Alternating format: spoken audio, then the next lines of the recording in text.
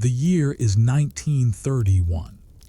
On this faded chart of the Arctic Circle, a single pencil mark rests upon the frozen shores of Northeast Land, Svalbard, where 7 young men from Oxford University have just made landfall in one of the most remote territories on Earth. Their supply ship has departed southward, leaving no scheduled return for 14 months.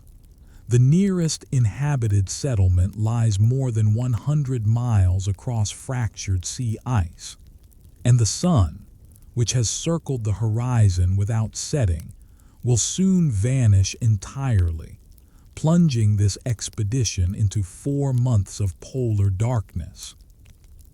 In the next few minutes, we will witness their first glimpse of the wooden hut that will become their entire world. By minute 2, you will see the last silhouette of their departing vessel dissolving into Arctic mist. By minute 4, we will step inside their modest shelter as they arrange provisions for the long winter ahead. And by minute 6, the first autumn storms will begin their patient approach across the frozen sea. Tonight, we rest beside these young scholars, geologists, meteorologists, surveyors, and naturalists, as they settle into the profound quiet of the polar frontier. The wind outside may rise and fall, but here within this telling, all unfolds at the gentle pace of lamplight and snowfall. The hardships these scholars faced are acknowledged with respect and gentleness, their resilience honored without dramatization. Tonight we travel northward together, into a world of ice and patient waiting. I am curious, friend, where in the world are you settling in to listen tonight? Perhaps you are in New York, finally finding stillness after a busy day. Or maybe in a countryside home in Scotland, where the wind is already whispering outside your window. Wherever you are, I would be grateful if you would share it with me in the comments below. Tell me your city, your country, and if you like, whether you are listening at bedtime, during a quiet commute, or while studying late into the evening. It is always a comfort to know we are resting together, even across great distances. Let your shoulders settle now, as we begin this quiet journey northward together. Oxford in the autumn of 1930 holds a particular quality of light. The morning sun filters through ancient windows into reading rooms where dust motes drift like distant stars, and young men bend over maps that show the white spaces of the world yet unexplored. In these quadrangles of honey-colored stone, where generations of scholars have walked before, a small group begins to gather around an unlikely dream. The idea of an Arctic expedition emerges first in quiet conversations, perhaps over tea in a fellow's rooms, perhaps during a walk along the Cherwell, as leaves turn golden and fall upon still water. The notion seems almost fantastical at first, that students barely past their 20th year might organize a journey to one of the most remote territories on Earth, there to conduct serious scientific work through an entire polar winter. Yet the dream takes shape with surprising steadiness. 7 young men gradually commit themselves to the endeavor. Among them is a geologist whose fascination with rock formations began in the hills of his childhood, where he would spend long afternoons examining stones that spoke to him of ancient seas and vanished mountains. There is a meteorologist drawn to the patterns of weather, a young man who finds poetry in barometric readings and wind directions, who believes that the Arctic atmosphere holds secrets waiting to be recorded by patient observers. A biologist joins the party, his interest lying in the creatures that survive where survival seems scarcely possible. The Arctic fox with its winter-white coat, the seabirds that wheel above frigid waters, the microscopic life that persists in conditions of unimaginable cold. Alongside him comes a surveyor, trained in the precise arts of measurement and mapping, eager to add new accuracy to charts of regions still imperfectly known.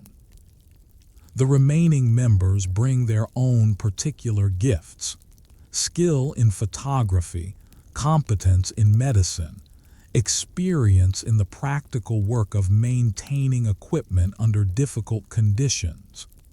Each man arrives at the expedition with his own reasons, his own quiet hopes for what the journey might teach him. Fundraising proves a delicate art. Letters are composed in careful handwriting, sent to learned societies and potential patrons, explaining the scientific value of sustained observation in the high Arctic. The Royal Geographical Society offers its support. Equipment manufacturers are approached, sometimes successfully, for donations of gear designed to withstand conditions that none of these young men has yet experienced firsthand. In the libraries of Oxford, the expedition members study accounts of previous Arctic ventures. They read of ice and isolation, of long darkness and the psychological challenges of confinement. They read, too, of the profound beauty that awaits those who venture north. The aurora borealis dancing across winter skis, the strange clarity of air so cold that sound carries for impossible distances, the silence that is not truly silence, but rather an absence of human noise that allows the subtle voices of the natural world to be heard. Equipment catalogs are consulted with the seriousness of sacred texts. What clothing will provide adequate warmth? What provisions will sustain 7 men for more than a year?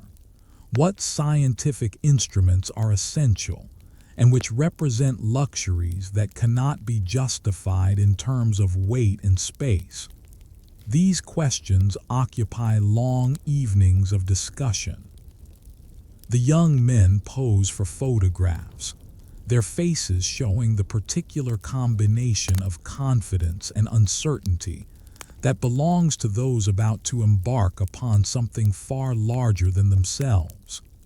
They stand in academic dress before familiar Oxford buildings, knowing that when they return, if all goes well, they will be changed in ways they cannot yet imagine. Letters are written to families, explaining plans and offering reassurances. Some parents express concern, others offer quiet pride. The expedition members are, after all, doing what young scholars have always done, reaching toward the unknown, believing that knowledge is worth pursuing even at considerable cost. As autumn deepens toward winter in Oxford, preparations intensify. Crates are packed and repacked. Lists are checked and checked again. The departure date approaches with the inevitability of tide. We pause here, among the dreaming spires, feeling the quiet anticipation of scholars preparing to venture beyond the familiar world. The English harbor in early summer of 1931 presents a scene of organized activity. Gulls wheel overhead, calling to one another in voices that carry across the water. The steamer that will carry the expedition members on the first leg of their journey rides at anchor, her hull dark against the gray-green sea.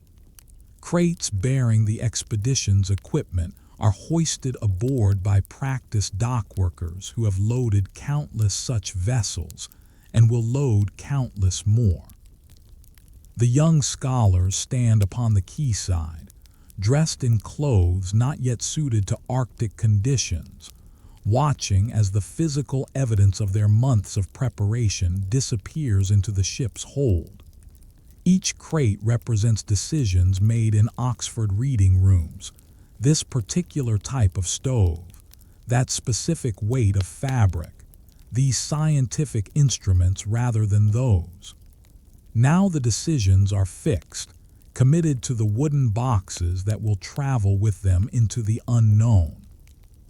Farewells are exchanged. Some are brief, governed by the English reluctance to display emotion too openly. Others linger, as if the speakers sense that the young men walking up the gangway will return as different people, shaped by experiences that cannot yet be imagined. Parents, siblings, friends, all watch from the shore as the expedition members find their places aboard the vessel. The crossing of the North Sea proceeds without notable incident, the steamer maintaining a steady course through waters that countless vessels have traversed before. The expedition members spend their time reviewing plans, discussing contingencies, and beginning the process of transformation from Oxford students into Arctic explorers. The motion of the ship becomes familiar, a gentle rhythm that will give way in time to the very different movements of ice and sledge. Norway emerges from the northern mists like a vision from old sagas. The coastline reveals itself gradually, first as a dark line on the horizon, then as a complex arrangement of fjords and mountains, fishing villages and harbor towns. The wooden buildings of Tromsø stand in neat rows along the waterfront, painted in colors that seem to glow with particular intensity in the extended northern light. Here the expedition pauses to gather final supplies. Items that seemed adequately planned in Oxford reveal themselves, upon closer consideration, to require adjustment. Local merchants offer advice born of generations of Arctic experience, suggesting additions and modifications that the young scholars receive with appropriate humility. The Norwegians have lived alongside this frozen world for centuries. Their wisdom is not to be dismissed. The midnight sun hangs above the horizon as the expedition transfers to a smaller vessel for the final push northward. This ship is built for ice, her hull reinforced, her crew experienced in the particular navigation that Arctic waters demand. The young men from Oxford find themselves in unfamiliar territory in every sense, geographic, cultural, psychological. The waters grow calmer as they travel north, the familiar chop of temperate seas giving way to a strange stillness.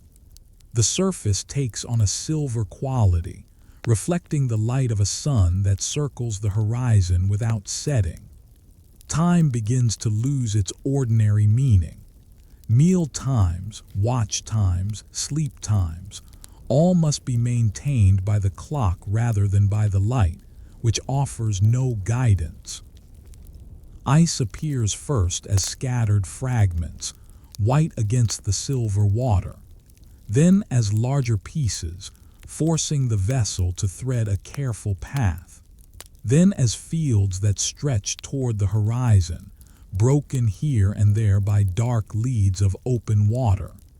The expedition members stand at the rail, watching this new world reveal itself, feeling the temperature drop with each nautical mile traveled northward.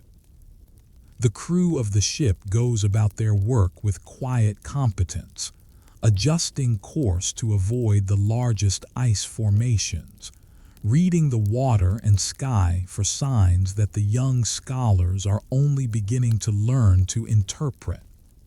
There is a language here, a way of understanding this environment that cannot be acquired from books alone.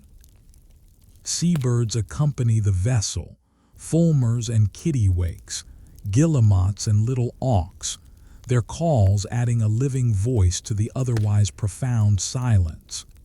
Occasionally, a seal surfaces to regard the ship with dark eyes before slipping again beneath the water. The Arctic is not empty, the young men realize, but rather full of life adapted to conditions that would be fatal to unprepared humans. The coast of their destination appears at last, Northeast Land, a remote appendage of the Svalbard archipelago, reaching toward the pole. Rocky shores give way to glaciers that flow down from interior ice caps, calving bergs into the dark water. This is the place they have traveled so far to reach. This is where they will spend more than a year of their young lives. The ship's gentle motion becomes our own rhythm now, carrying us northward through waters that grow ever more still and silver. The ship rides at anchor in a small bay, her hull dark against the pale immensity of the Arctic shore.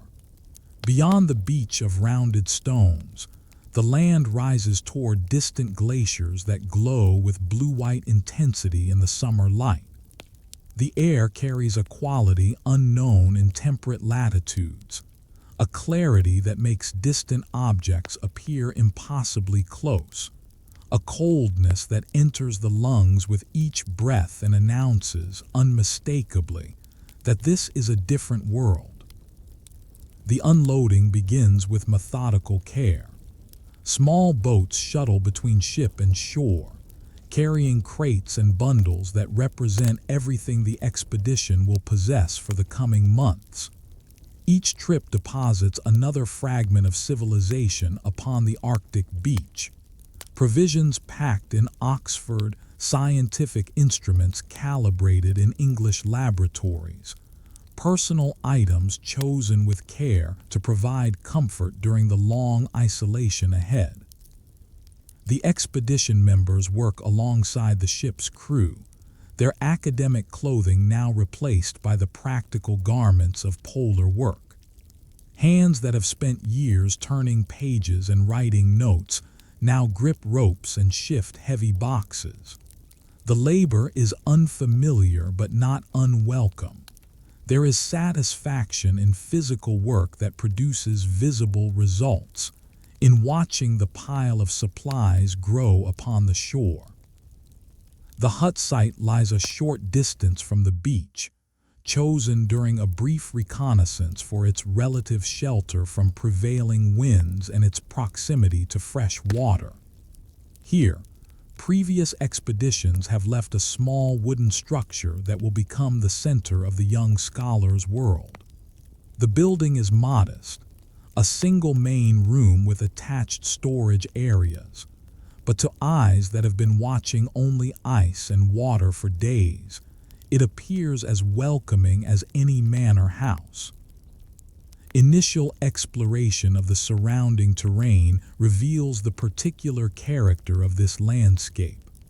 The ground, where not covered by snow, consists of frost-shattered rock and gravel, supporting only the hardiest of plants, mosses, lichens, small flowers that complete their entire life cycle in the brief weeks of Arctic summer. The silence is extraordinary. Without wind, without human machinery, without the constant background noise of inhabited places, sounds carry across great distances with startling clarity. Glaciers form the dominant feature of the interior, rivers of ancient ice flowing slowly toward the sea. Their surfaces are crevassed and broken, beautiful and dangerous in equal measure. The young men view them with the particular attention of scientists, noting formations and structures that will require closer study, while also recognizing that these frozen rivers demand respect and caution. Wildlife makes its presence known. Arctic foxes approach the camp with bold curiosity, their summer coats showing the brown coloration that will give way to pure white as winter approaches. Seabirds nest on nearby cliffs, their calls creating a constant chorus during the endless days. Tracks in patches of snow suggest the passage of polar bears, magnificent creatures that the expedition will need to treat with appropriate wariness. As the hours pass, though hours seems an inadequate word beneath a sun that does not set, the ship's crew completes their assistance and prepares to depart. This moment, anticipated and discussed during months of preparation, arrives with unexpected weight. The young scholars gather on the shore to watch the vessel that has carried them to this remote place prepare to leave them behind. The ship's horn sounds once, a low note that rolls across the water and echoes faintly from the glacier faces. Then the vessel begins to move, slowly at first, then with gathering purpose, threading her way through the scattered ice toward open water. The expedition members stand in silence, watching. The ship grows smaller against the vast backdrop of sea and sky. Her hull becomes a dark spot, then a speck, then something that might be merely a trick of the light upon the water. The young men continue to watch even after certainty has faded, reluctant to turn away from this last connection to the world they have left behind. When at last they do turn back toward the shore, toward the small hut that will be their entire world for the next 14 months, the silence seems to deepen around them. No engine sounds now, no voices of crew members, no mechanical noises of any kind. Only the whisper of small waves upon the gravel, the distant cry of seabirds, and the vast quiet of a landscape that has existed for millennia without human presence. The next ship will not return until the following summer. Until then, these 7 young men from Oxford are alone in one of the most remote inhabited places on Earth, their nearest neighbors more than 100 miles away across fractured sea ice. The reality of their situation settles upon them with the gentleness of falling snow. Yet there is work to be done, and work provides its own comfort. The supplies must be moved to the hut and properly stored. The building must be made ready for occupation.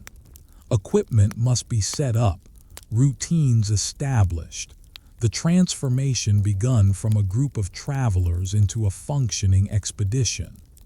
There will be time later to contemplate the magnitude of their isolation. For now, practical tasks demand attention. The last echo of the ship's horn has faded now, leaving only the whisper of small waves upon the gravel shore. The wooden door of the hut swings open to reveal the space that will become the center of everything for months to come. The interior carries the particular scent of a building long closed: stale air, old wood, the faint mustiness of previous occupation. Dust lies upon every surface, disturbed now by the first movements of the new residents. Light enters through small windows, illuminating particles that dance and drift in the sudden currents.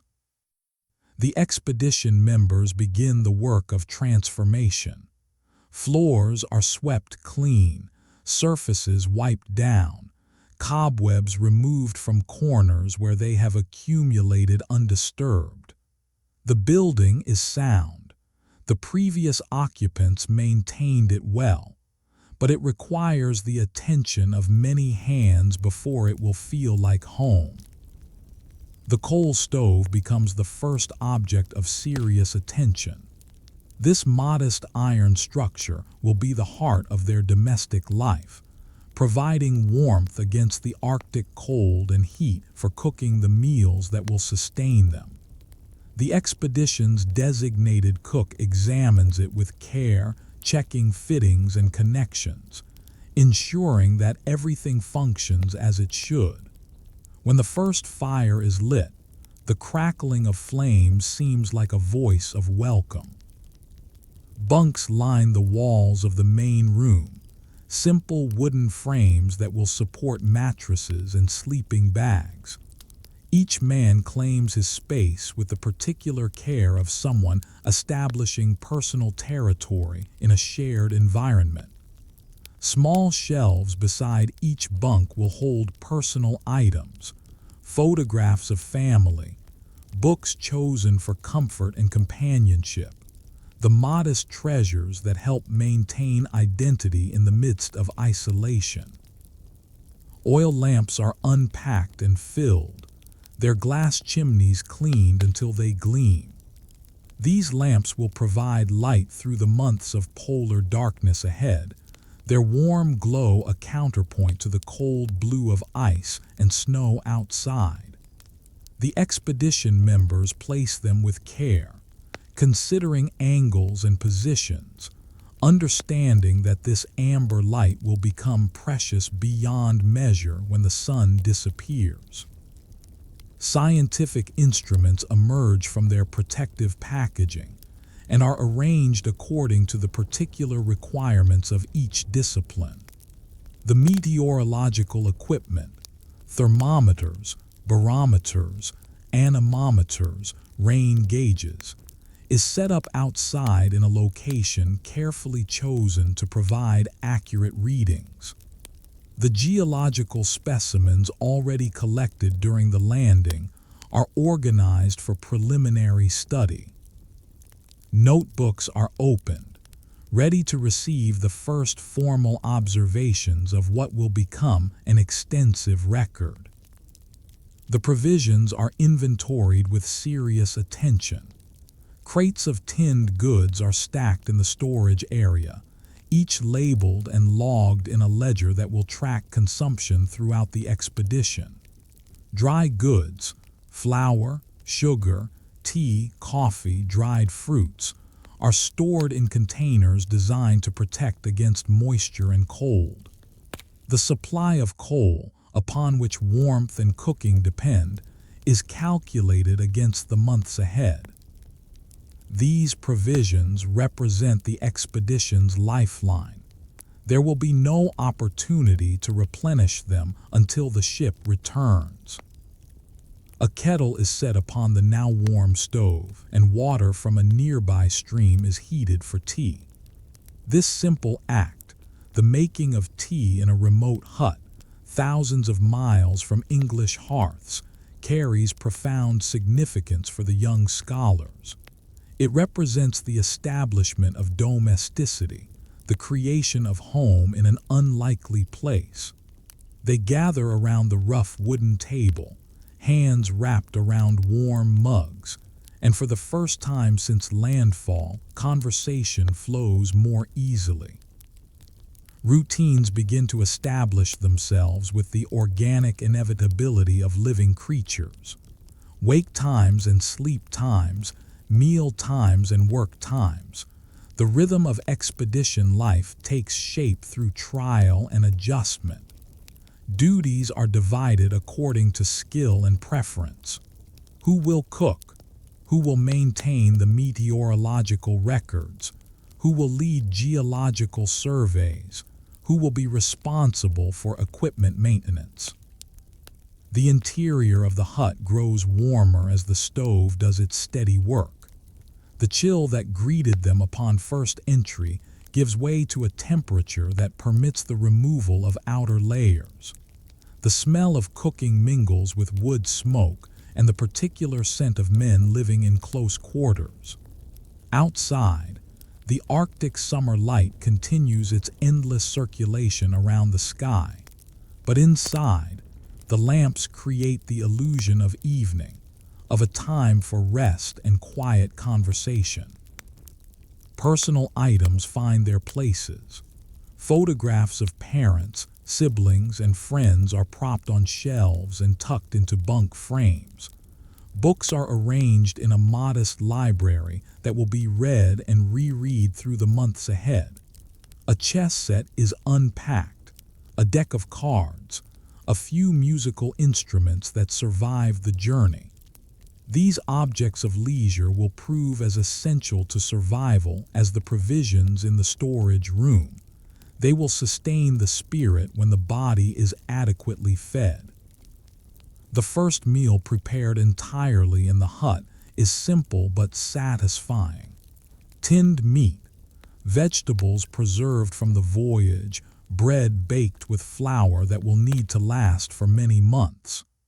The expedition members eat together at the wooden table, their conversation touching lightly upon the work ahead, the observations already made, the particular strangeness and beauty of their situation.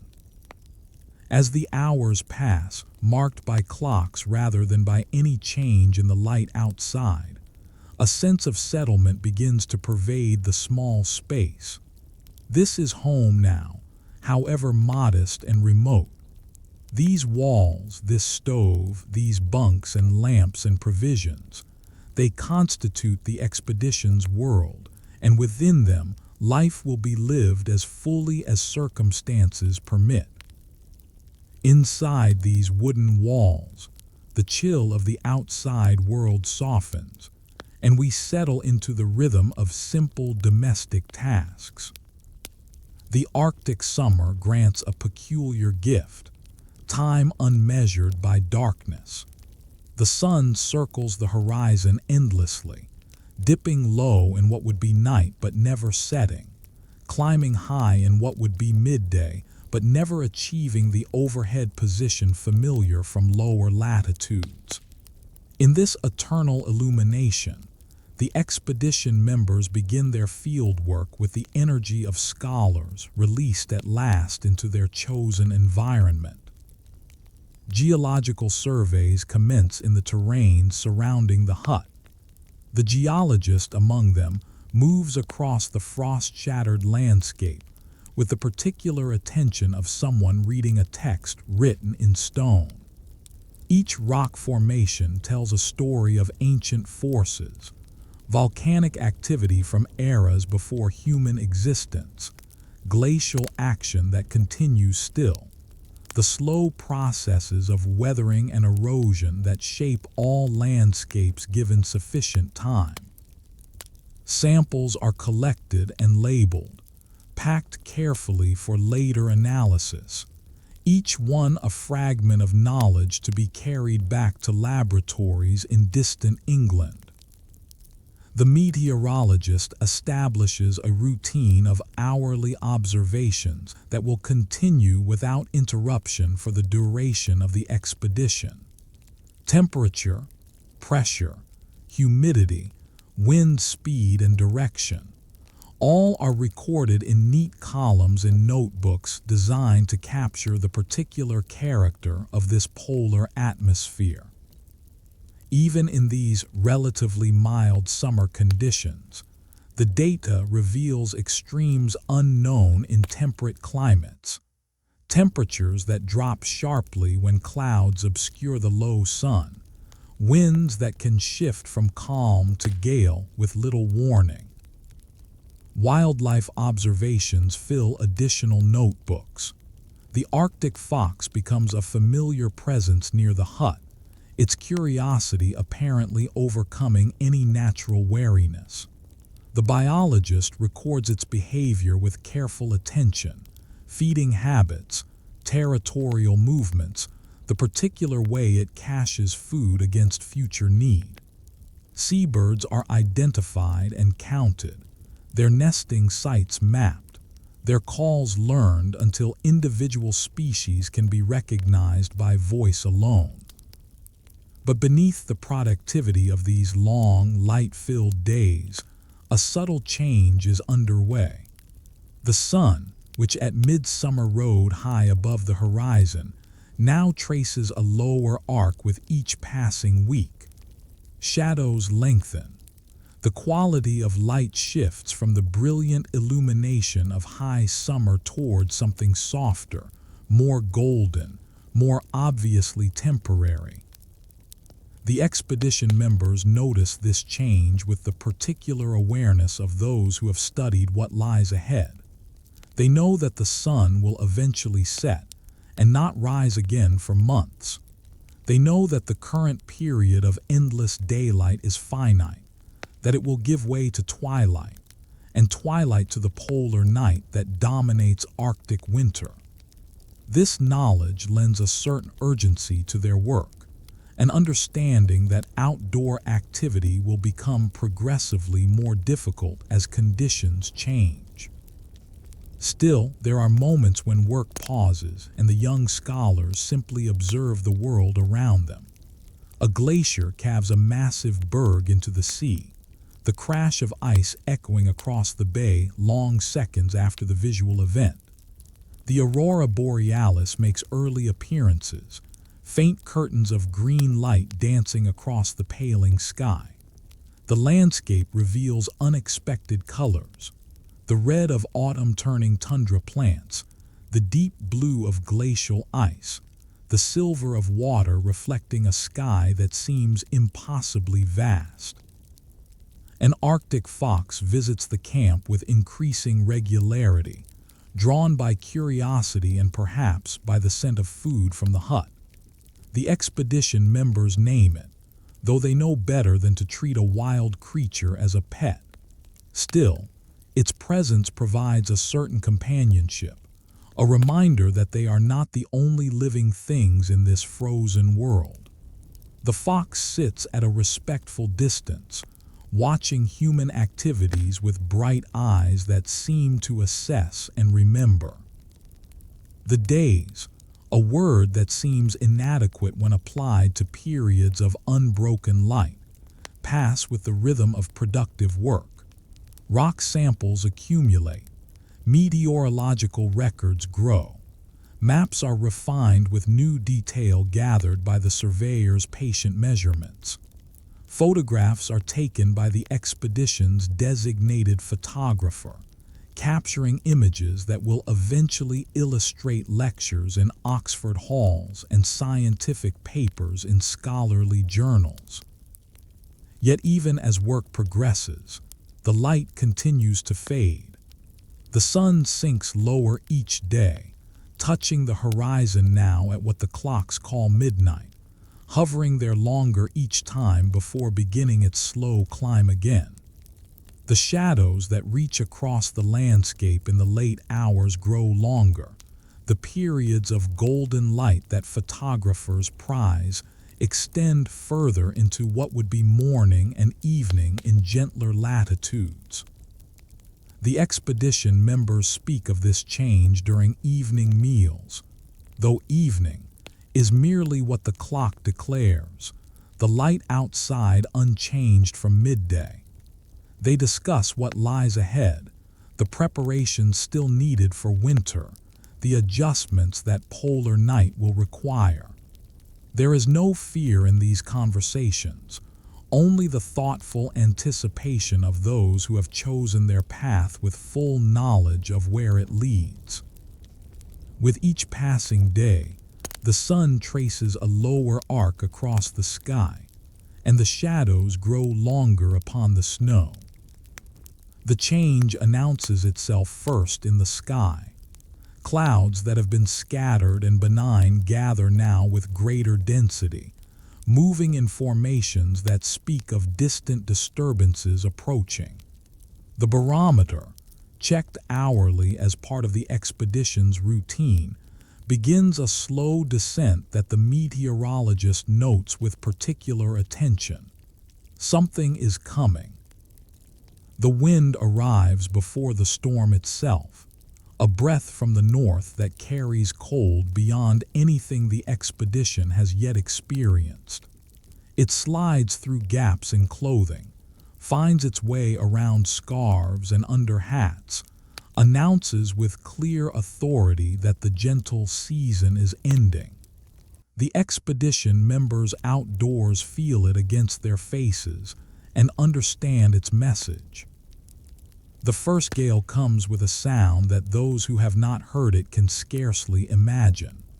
Wind moving across this open landscape, unimpeded by trees or buildings or any substantial obstacle, creates a voice of its own, a sustained roar that fluctuates in pitch but never truly ceases, a sound that penetrates even the walls of the hut and becomes the constant backdrop to all indoor activity.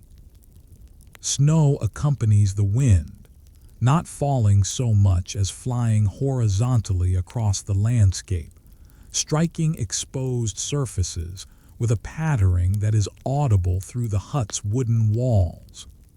Visibility drops to near zero. The expedition members who venture briefly outside can see nothing beyond a few meters of swirling white, and even the hut becomes invisible from a short distance. Inside, the young scholars gather around the stove with a new appreciation for its modest warmth. The wooden walls creak and groan as wind pressures shift, the building holding its own against forces that seem determined to test its construction.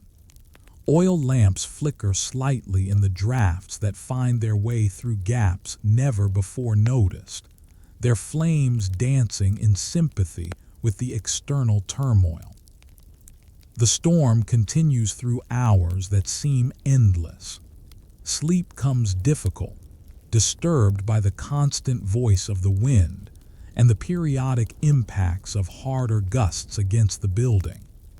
Those who rise for the overnight meteorological readings find the exterior door difficult to open against the pressure of drifted snow, and the brief moments required to take observations feel like extended exposure to a hostile element. Morning, an arbitrary designation, given that the light outside fluctuates between gray and slightly less gray, brings no immediate relief. The storm continues its assault, the wind maintaining its sustained pressure, the snow still driving horizontally across the landscape. The expedition members prepare their breakfast in the warm interior of the hut and consider the reality of their situation with a new clarity. This is what winter will be. This is the condition they have chosen to inhabit for months to come. The relatively gentle weather of their arrival and early field work has given way to something more characteristic of this latitude, and they understand now that such storms will recur throughout the coming season. The barometer provides the first indication of change, a slight rise, tentative at first, then more sustained. The wind begins to moderate, its roar declining to something more conversational. The snow shifts from horizontal to merely swirling, then to a gentle descent, then finally ceases altogether. The storm is passing. What emerges after the storm has moved away is a transformed landscape. Drifts have formed against every obstacle, sculpted by the wind into shapes that seem almost deliberately artistic, sweeping curves, sharp crests, hollows and ridges that catch the returning light with new patterns of shadow. The path to the meteorological station, clearly marked before the storm, has vanished beneath a smooth curve of white that will require clearing.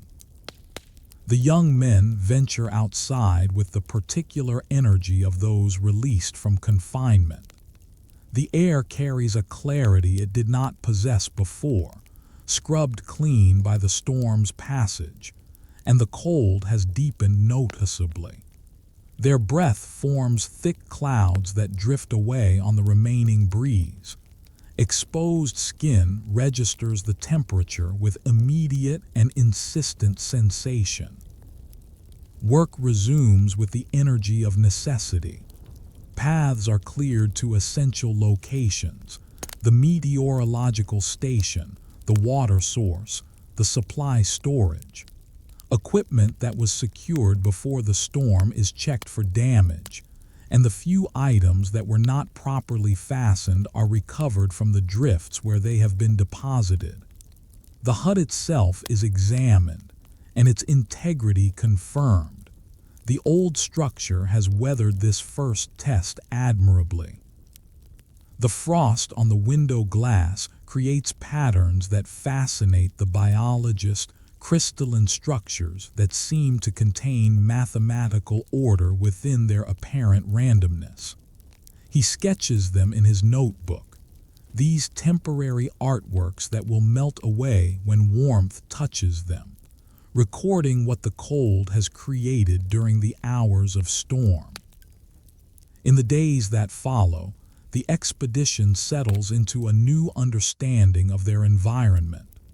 Storms will come without schedule or warning, transforming the landscape and confining them to the hut for periods that cannot be predicted. Their work must adapt to this reality. Outdoor activities concentrated in the calm periods between disturbances. Indoor work expanded to fill the hours of confinement. The stove takes on increased importance, maintained now with careful attention to ensure continuous warmth. Coal consumption is monitored with new awareness. The fuel that seemed adequate in summer calculation feels more precious as its necessity becomes viscerally apparent.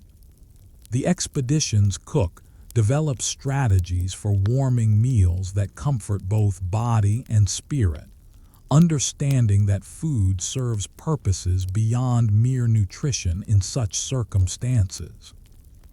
The wind speaks in a new voice now, and we draw closer to the stove, listening to its long conversation with the wooden walls.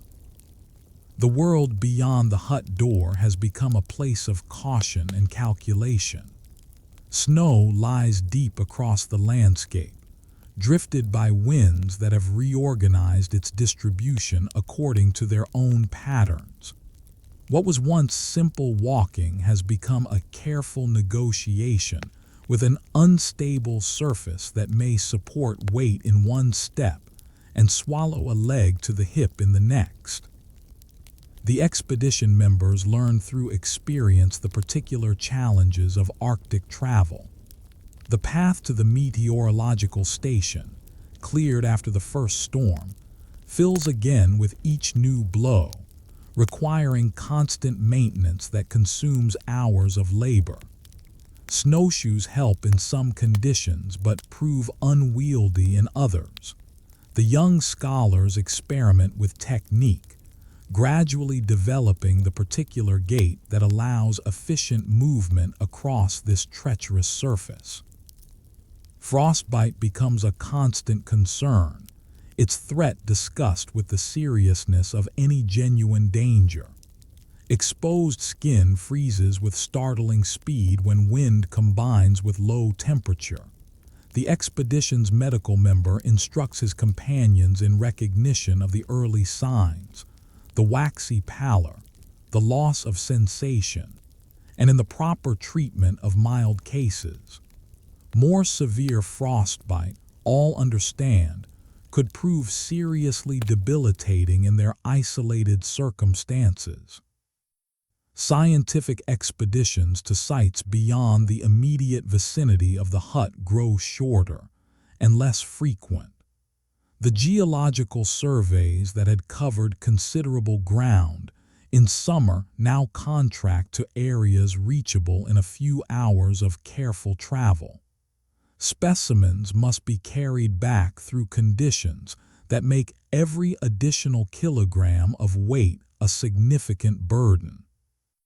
The geologist accepts these limitations with the patience of someone who has chosen his circumstances, focusing his attention on what can be accomplished rather than mourning what cannot.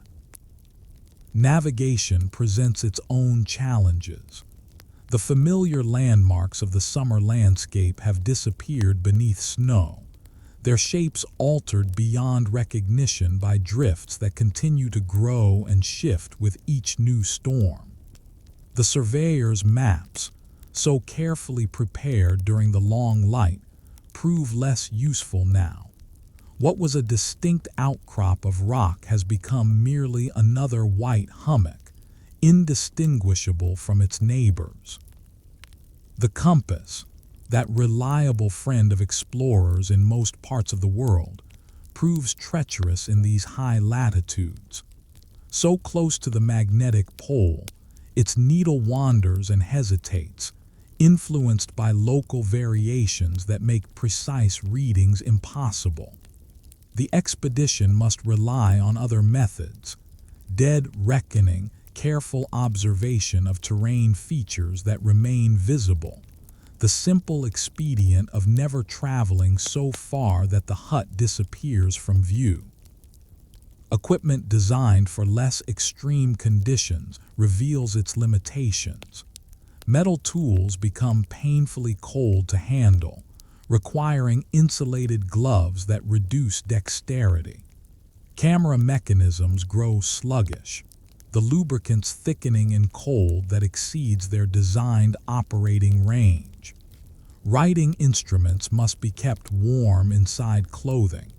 A pen left exposed for even a short time will refuse to function until it has been thoroughly reheated. The expeditions that do venture forth return with a new appreciation for the hut's modest warmth. The journey from the door to a site a kilometer distant becomes an enterprise requiring careful preparation, appropriate clothing layers, supplies sufficient for the possibility of delay.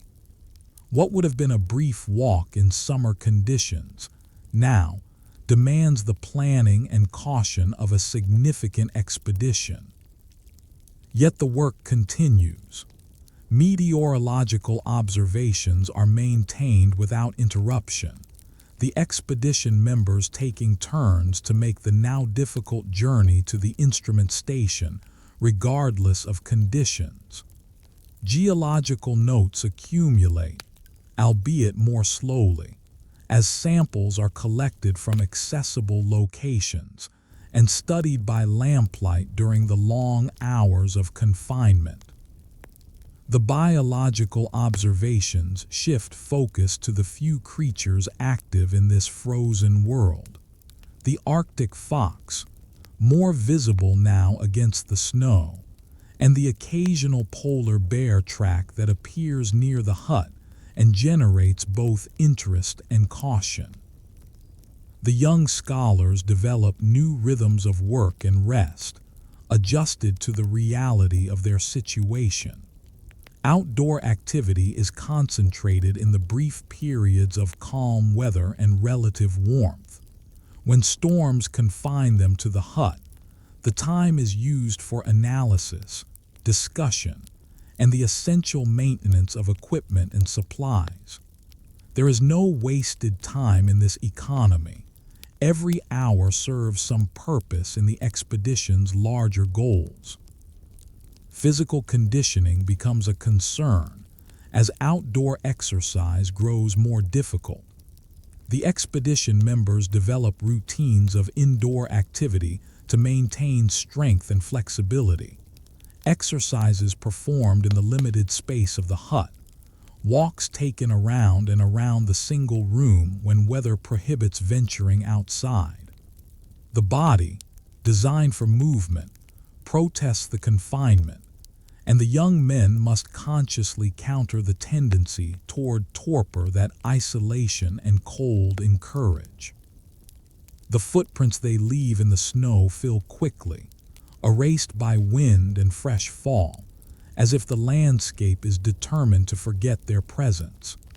Each journey beyond the hut is temporary, a brief assertion of human activity in a world that shows no special regard for their aspirations. The young scholars from Oxford are learning lessons that no textbook could teach. Lessons about the humility required by those who venture into places not designed for human habitation. Beyond the hut door, the world has become a place of careful steps and measured distances, where every journey requires patient planning. The wireless equipment sits in its corner of the hut, silent and useless. It was brought with hopes of maintaining some contact with the outside world, perhaps receiving weather information or news from distant stations. But the limitations of 1931 technology, combined with the remoteness of their location and the interference of polar conditions, have rendered it inoperative. No signals come in, no signals go out. The expedition is as cut off from the world as if the radio had never been invented. Letters accumulate in neat stacks, written during quiet hours by lamplight, addressed to parents and siblings and friends in England. They cannot be sent, of course. No postal service reaches this frozen shore. But the young men write them anyway, finding comfort in the act of composition if not in the hope of delivery. When the ship returns next summer, these letters will travel with it, carrying news that will be many months old by the time it reaches its recipients.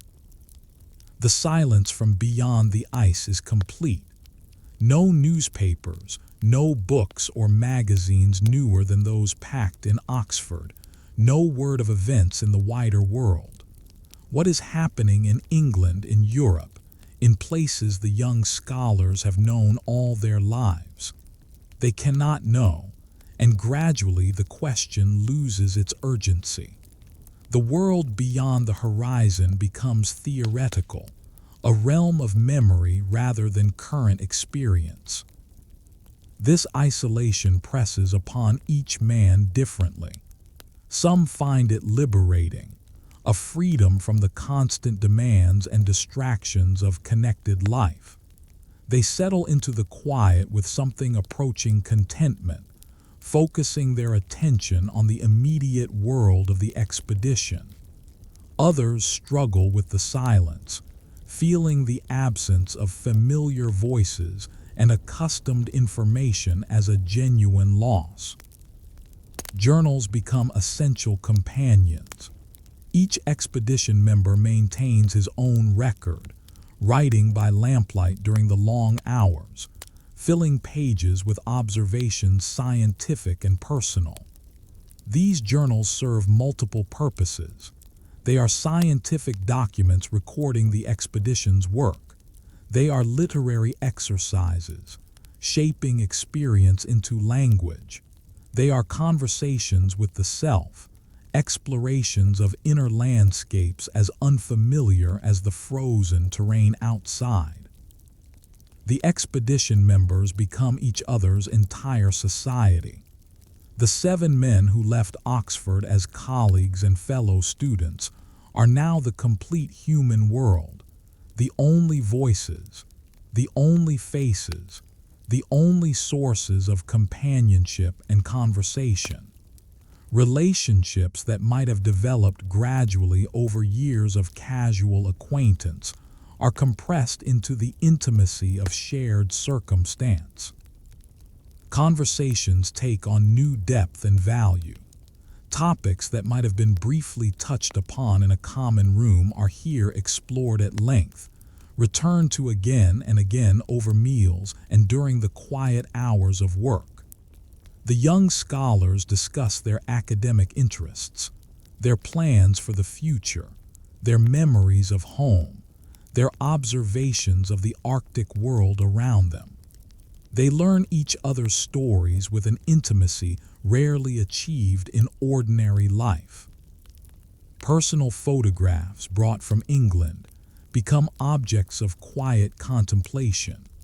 A young man sits by the lamp, studying a picture of his family gathered in a garden, trying to hold in mind the faces and voices that now seem so impossibly distant.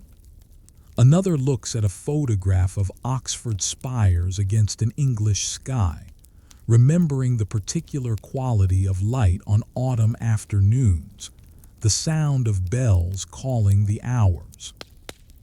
Letters from home, received before the ship departed, are reread until their pages grow soft from handling. Every word has been absorbed, every turn of phrase considered, every scrap of news mined for its full content of connection to the distant world.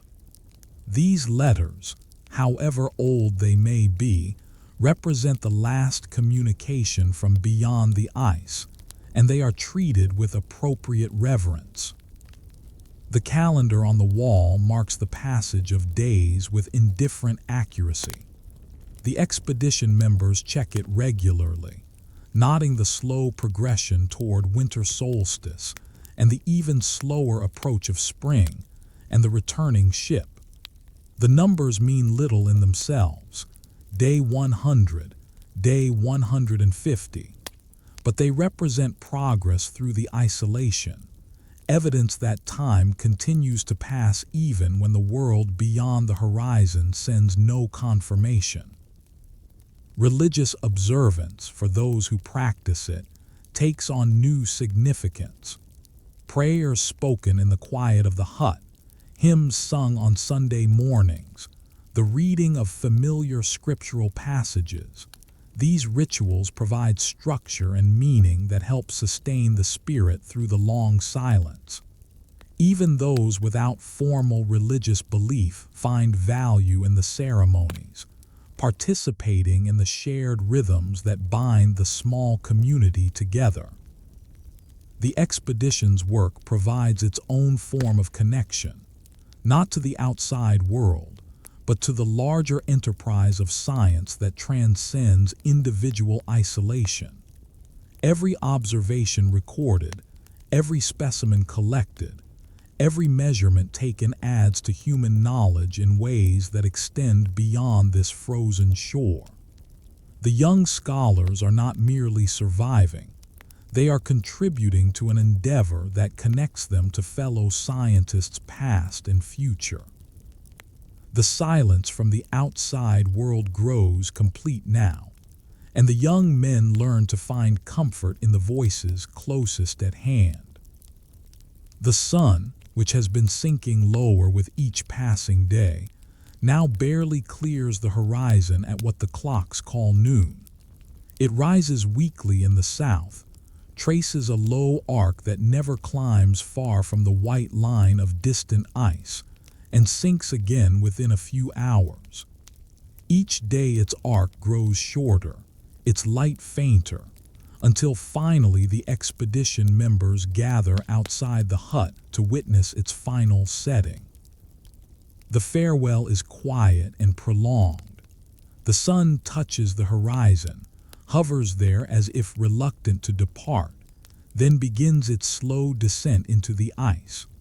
Colors spread across the southern sky, oranges and pinks and purples that seem too vibrant for this frozen world, a final display of extravagance before the long darkness. The expedition members watch in silence, knowing that they will not see sunlight again for more than 4 months.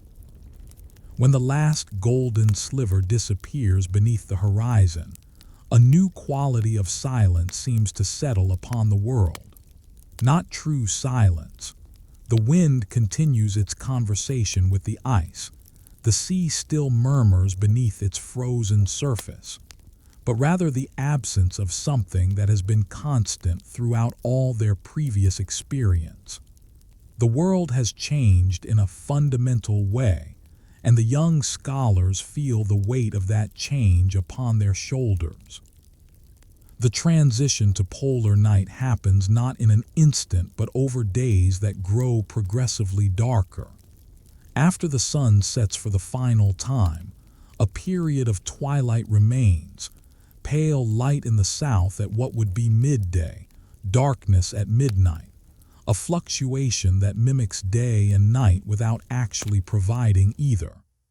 But this twilight, too, fades as the weeks pass, and eventually the darkness becomes nearly absolute.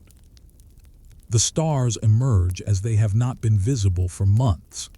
In the absence of the sun's overwhelming light, the night sky reveals itself in stunning detail. More stars than any of the young men has ever seen. The Milky Way a bright band across the heavens, constellations that seem close enough to touch. The aurora borealis begins to make more frequent and more spectacular appearances, curtains of green and pink light dancing across the sky in displays that can last for hours. Inside the hut, oil lamps become the center of existence. Their warm, amber glow defines the boundaries of the livable world, pushing back the darkness that presses against the windows. The expedition members arrange their work and social activities around the pools of light the lamps create, their faces illuminated from below in patterns that seem almost theatrical. The psychological adjustment to continuous darkness proves more challenging than any of the young scholars fully anticipated.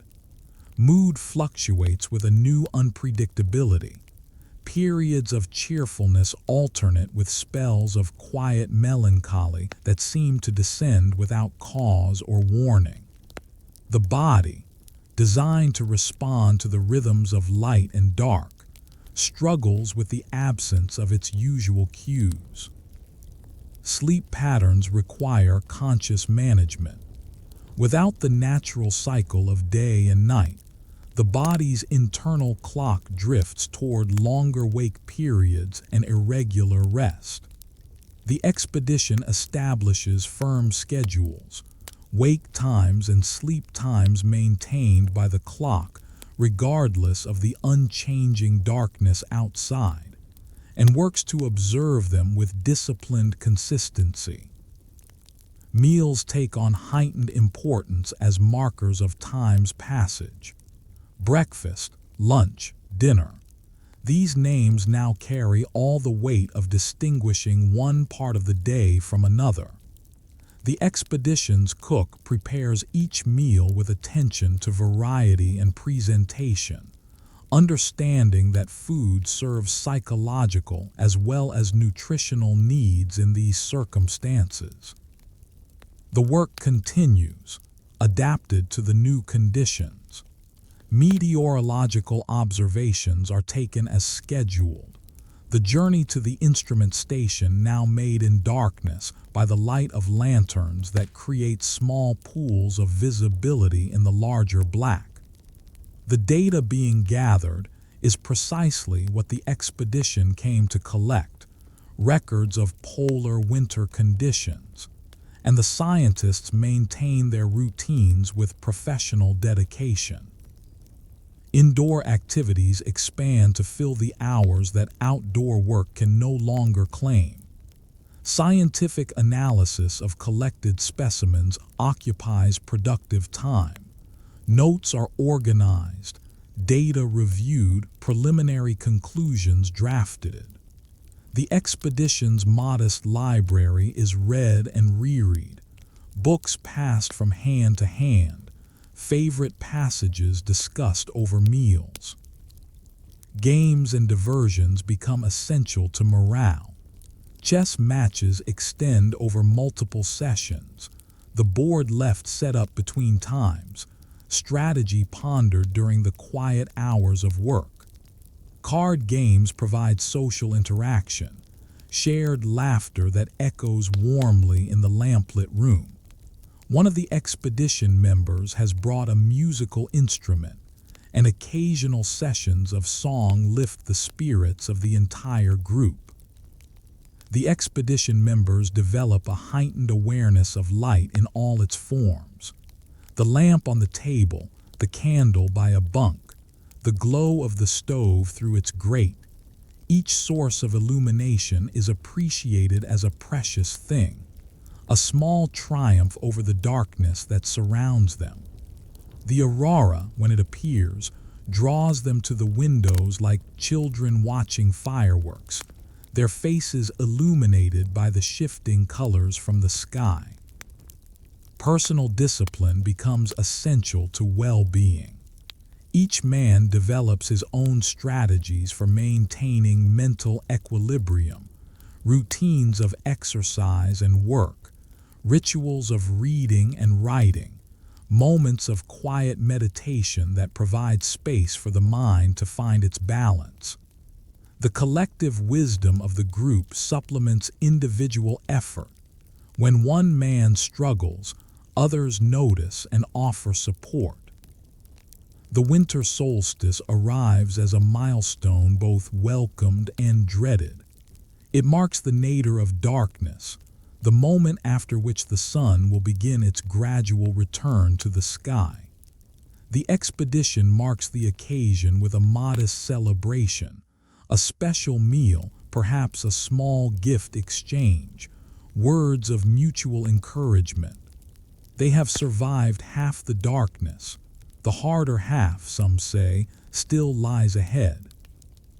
Let your eyes rest now in this gentle darkness, where the only light comes from the patient glow of oil flames and distant stars. The interior of the hut has become the entire world, its modest dimensions containing everything that constitutes life for these 7 young men. The main room, perhaps 20 feet by 30, houses all activities from sleeping to eating to working to recreation. Every square foot has been assigned its purpose, every item given its place in an organization that makes efficient use of limited space. Morning, an artificial designation, marked by clocks rather than light, begins with the ritual of stoking the fire. The overnight watch has kept the stove burning low, preserving warmth through the dark hours, and now the coals are stirred and fresh fuel added. The sound of flames catching, the crackle of burning coal, announces the start of another day in a place where days are distinguished only by human convention. Breakfast preparation follows established patterns. Water, kept inside overnight to prevent freezing, is heated for tea and porridge. The cook moves through familiar steps with the efficiency of repeated practice, producing a meal that provides warmth and energy for the hours ahead. The expedition members gather at the table, their faces showing the particular blankness of recent waking, gradually becoming animated as food and conversation take effect. Personal hygiene requires creativity and adaptation. Water for washing is heated on the stove in quantities that permit only modest cleanliness. Bathing in any thorough sense is a rare luxury. Beards have grown on faces accustomed to daily shaving, altered appearances that reflect the distance from ordinary life. The men accept these changes with the humor of those who have more important concern than conventional grooming. The work of the day, whatever the clocks may call the hours of darkness, begins after breakfast. Scientific duties are pursued with the dedication that brought these scholars to this remote place. The meteorologist reviews overnight readings and prepares for the next round of observations. The geologist continues analysis of specimens collected during the brief field season. Notes are written, data organized, conclusions tentatively drawn. Reading aloud has become a valued evening activity.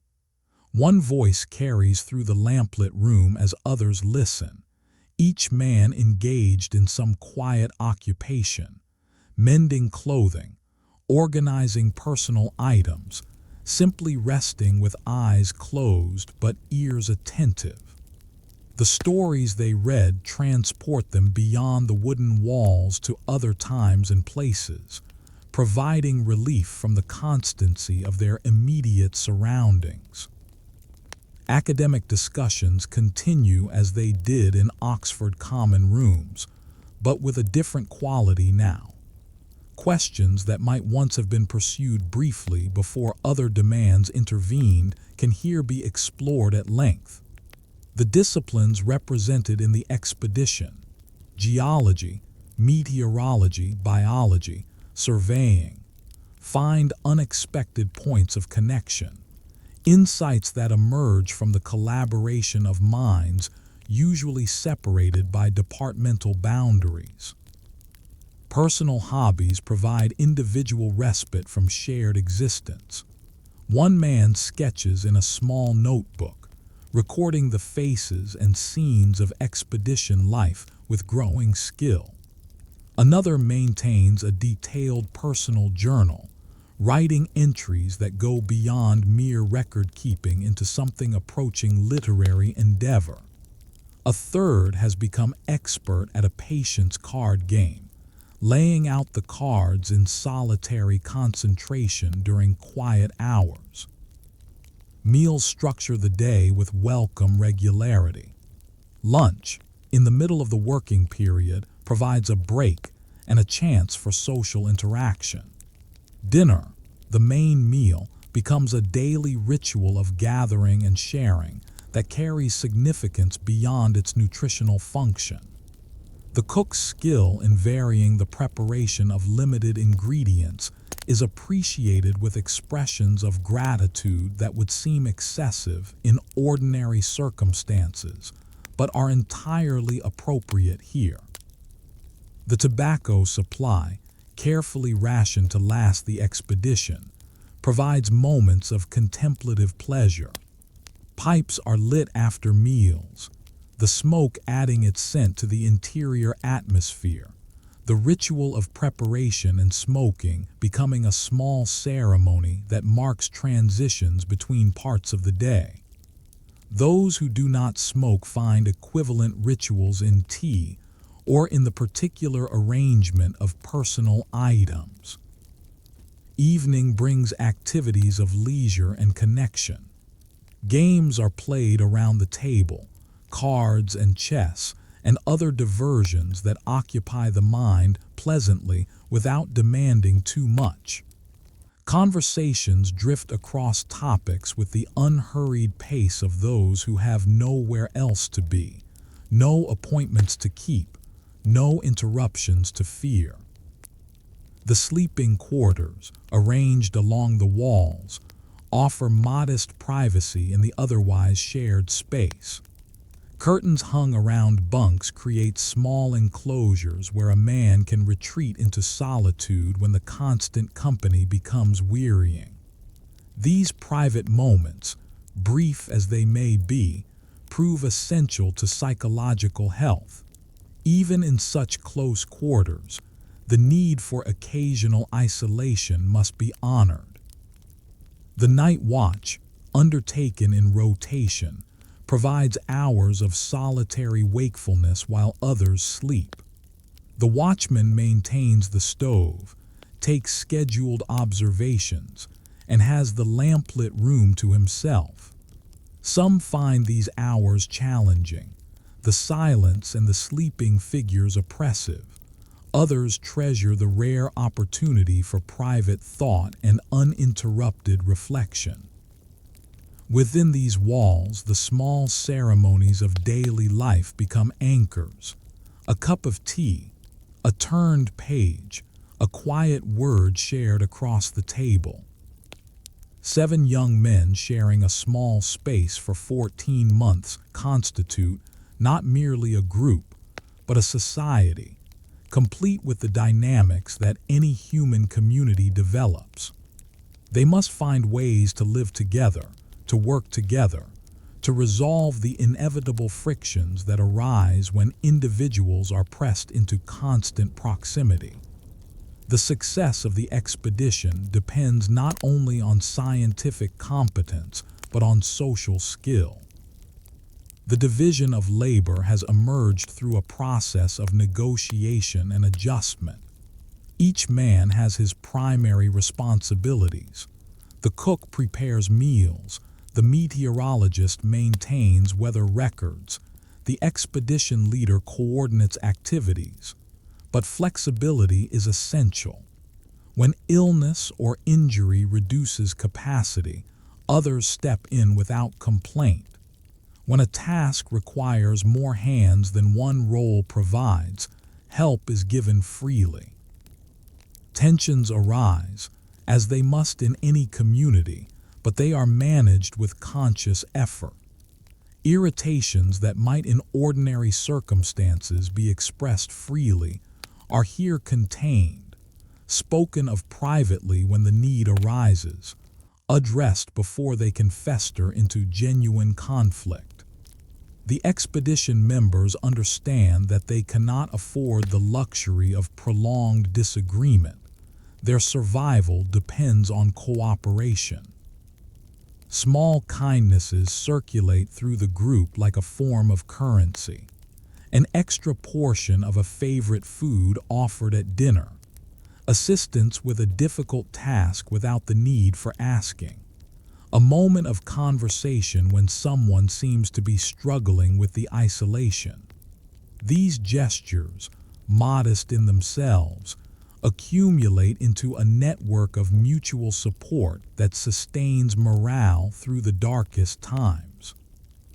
Celebrations mark the passage of time and provide occasions for collective joy. Birthdays are observed with whatever special treatment can be managed, a cake of sorts, prepared with the limited ingredients available, a small gift fashioned from expedition supplies, words of appreciation spoken around the table. These occasions matter more than they would in ordinary circumstances, their ritual significance amplified by the surrounding uniformity. Holidays from the familiar world are observed even here. Christmas brings out whatever modest decorations can be improvised, songs remembered from English churches, a feast that uses some of the special provisions held back for just such occasions. The celebration is not grand by any external measure, but it carries the full weight of meaning for men so far from home and the traditions they have known. Conflicts, when they occur, are resolved through communication rather than confrontation. The expedition's leader plays a mediating role when necessary, but more often the parties involved work through their differences directly, with the awareness that reconciliation is not optional but essential. Grudges cannot be afforded in quarters this close. Trust builds gradually through the accumulation of small reliabilities. When a man says he will complete a task, he completes it. When someone makes a commitment to the group, the commitment is kept. This predictability creates a foundation of security that allows the expedition to function as a unit rather than as a collection of individuals pursuing separate interests. Humor provides essential relief from the pressures of isolation and confinement. Jokes circulate through the group, some crude by the standards of polite society, others subtle enough to require explanation. Nicknames are assigned and accepted with good grace. The ability to laugh together at shared circumstances and at each other becomes a resource as valuable as the provisions in the storage room. The expedition members learn things about each other that would not emerge in ordinary social circumstances.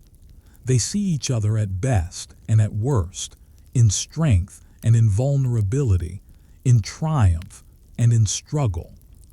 This intimate knowledge creates bonds that will outlast the expedition itself, connections forged in the particular crucible of shared hardship. Physical affection, within the conventions of the era and the culture, provides comfort. A hand on a shoulder during a difficult moment. A handshake that communicates more than words could express.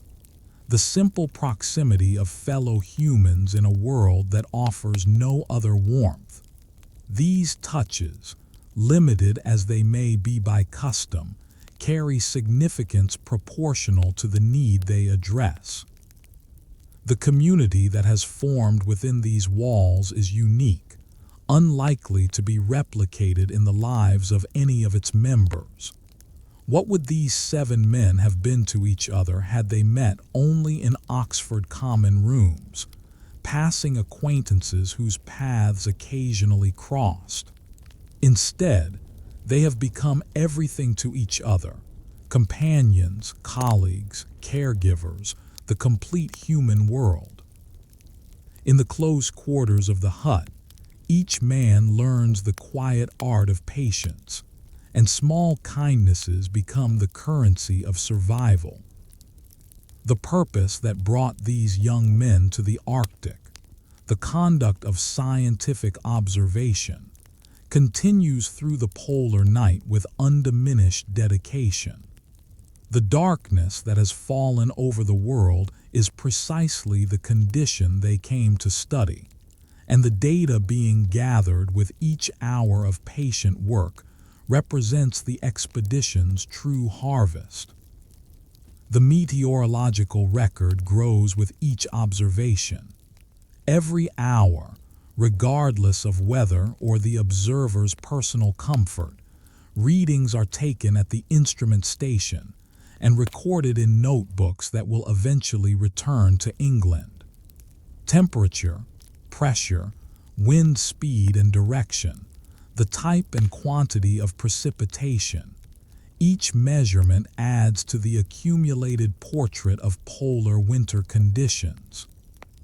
The journey to the instrument station, which was once a brief walk, has become an expedition in itself. The observer dresses in full cold weather gear, takes up a lantern that provides only modest illumination, and ventures into darkness that can be absolute when clouds obscure the stars. The path, marked by ropes and posts, must be followed carefully. To stray from it could mean serious difficulty in finding the way back. The readings themselves are taken with numb fingers, instruments examined in the uncertain light of the lantern, numbers recorded in notebooks that must be protected from wind and snow. The work is uncomfortable and repetitive, yet it is performed with the precision of those who understand its value. Every observation, however routine, contributes to the larger understanding. Inside the hut, the geological work continues with different rhythms. Rock samples collected during the summer field season are subjected to careful analysis. The geologist works by lamplight, examining specimens with the attention that another might give to precious gems, reading in their composition and structure the history of forces that shaped this land across millions of years. Notes fill pages with descriptions and sketches, preliminary interpretations that will be refined when laboratory facilities become available. The work is patient and detailed, suited to the circumstances of confinement that would make active field work impossible. What cannot be discovered through new exploration can be developed through careful study of what has already been gathered. The astronomical observations, made possible by the very darkness that challenges daily life, provide unexpected richness. The polar night offers conditions that astronomers in lower latitudes can only envy. Absolute darkness during observation hours, clear skies between storms, an atmosphere so cold that its disturbance of celestial images is minimized. The expedition member with astronomical interests takes full advantage. Star positions are recorded, meteor showers noted, the aurora borealis documented in detail that captures both its visual characteristics and its correlation with other conditions. This data, peripheral to the expedition's primary purposes, may prove valuable to those who study the connections between solar activity and terrestrial effects. The biological work has shifted from field observation to the analysis of collected specimens and the study of the few creatures that remain active through the polar winter. The Arctic fox, a regular visitor to the vicinity of the hut, provides opportunities for behavioral observation that the expedition's biologist records with careful attention. Maps are refined by the surveyor, incorporating measurements taken during the summer season into documents that will improve the accuracy of charts for this remote region. The work is precise and demanding, requiring calculations that are checked and rechecked to ensure accuracy. Every correction represents a small contribution to the larger project of knowing the world. The spirit in which this work is conducted is notable for its constancy. External conditions change, storms come and go, temperatures fluctuate. The challenges of polar life present themselves in various forms, but the scientific enterprise continues with steady dedication. The young scholars have not forgotten why they came, and the purpose provides meaning that sustains them through the difficulties.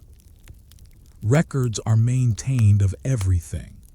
The expedition's journals, both official and personal, grow with entries that document daily life alongside scientific observations. Weather conditions, health status, morale, the small incidents that mark individual days, all are recorded with the thoroughness of those who understand that they are creating a historical document as well as a scientific one.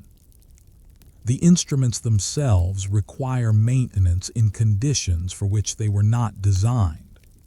Cold affects mechanisms, moisture threatens components, the rough conditions of expedition life wear upon delicate equipment.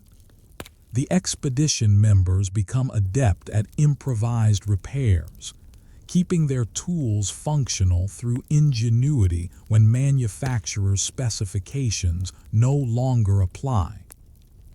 The work provides structure to days that might otherwise dissolve into shapeless darkness. There are observations to be taken, analyses to be completed, records to be maintained.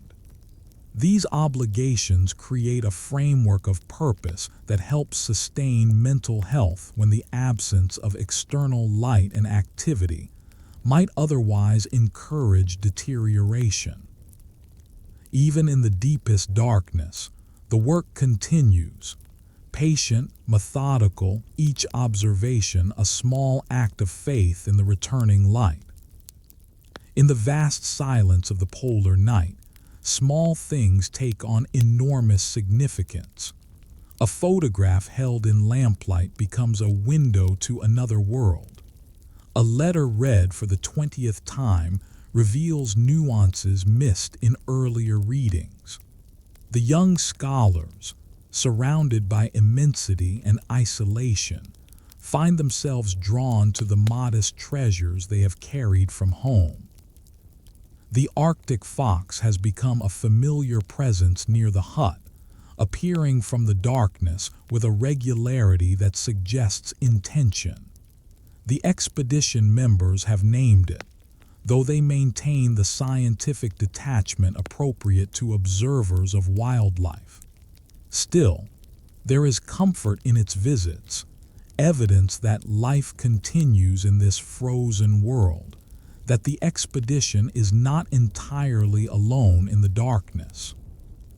The creature approaches the hut with caution that has gradually diminished over the weeks. At first, it would retreat at the slightest movement visible through the windows.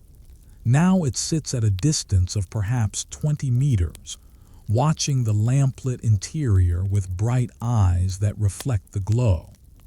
The biologist records its behavior in his notebook, noting patterns of visit and activity that may contribute to the understanding of Arctic fox ecology. Occasionally, when someone ventures outside for observations or other necessary tasks, the fox will follow at a distance, curious about these strange beings who have taken up residence in its territory. It does not approach closely enough to touch, but neither does it flee. This coexistence, tentative as it may be, provides a connection to the living world that the expedition members value beyond its scientific significance. Personal photographs receive attention that borders on devotional. A young man sits by the lamp, studying a picture of his family gathered in the garden of their English home. He can name the flowers visible in the background, remember the occasion when the photograph was taken, hear in memory the voices of parents and siblings who now exist only in this small rectangle of paper. Another expedition member keeps a photograph of Oxford beneath the glass of his small desk, the spires and quadrangles of his college visible whenever he sits to work. The image serves as a reminder of where he came from and where he will return, an anchor to identity when the monotony of polar existence threatens to dissolve the boundaries of self. Letters from home, received before the ship departed all those months ago, have been read so many times that their contents are memorized. Yet the physical objects themselves retain power that memory alone cannot provide. The handwriting of a mother, the particular turn of phrase used by a friend, the paper that was touched by hands now impossibly distant. These material connections to the world beyond the ice are preserved with care. Some expedition members write letters that cannot be sent, addressing them to family and friends as if postal service reached this frozen shore. The act of writing provides comfort independent of delivery. It maintains the habit of communication, the sense of ongoing relationship, even when no response can possibly arrive. These letters accumulate in neat bundles, waiting for the ship that will eventually carry them southward. Dreams of England visit the sleeping men with particular vividness. They dream of green fields and mild rain, of crowded streets and familiar rooms, of meals shared with family and conversations with friends. They wake from these dreams to the darkness of the hut, the gentle snoring of companions, the distant sound of wind against the walls, and the transition from dream to reality requires a moment of painful adjustment.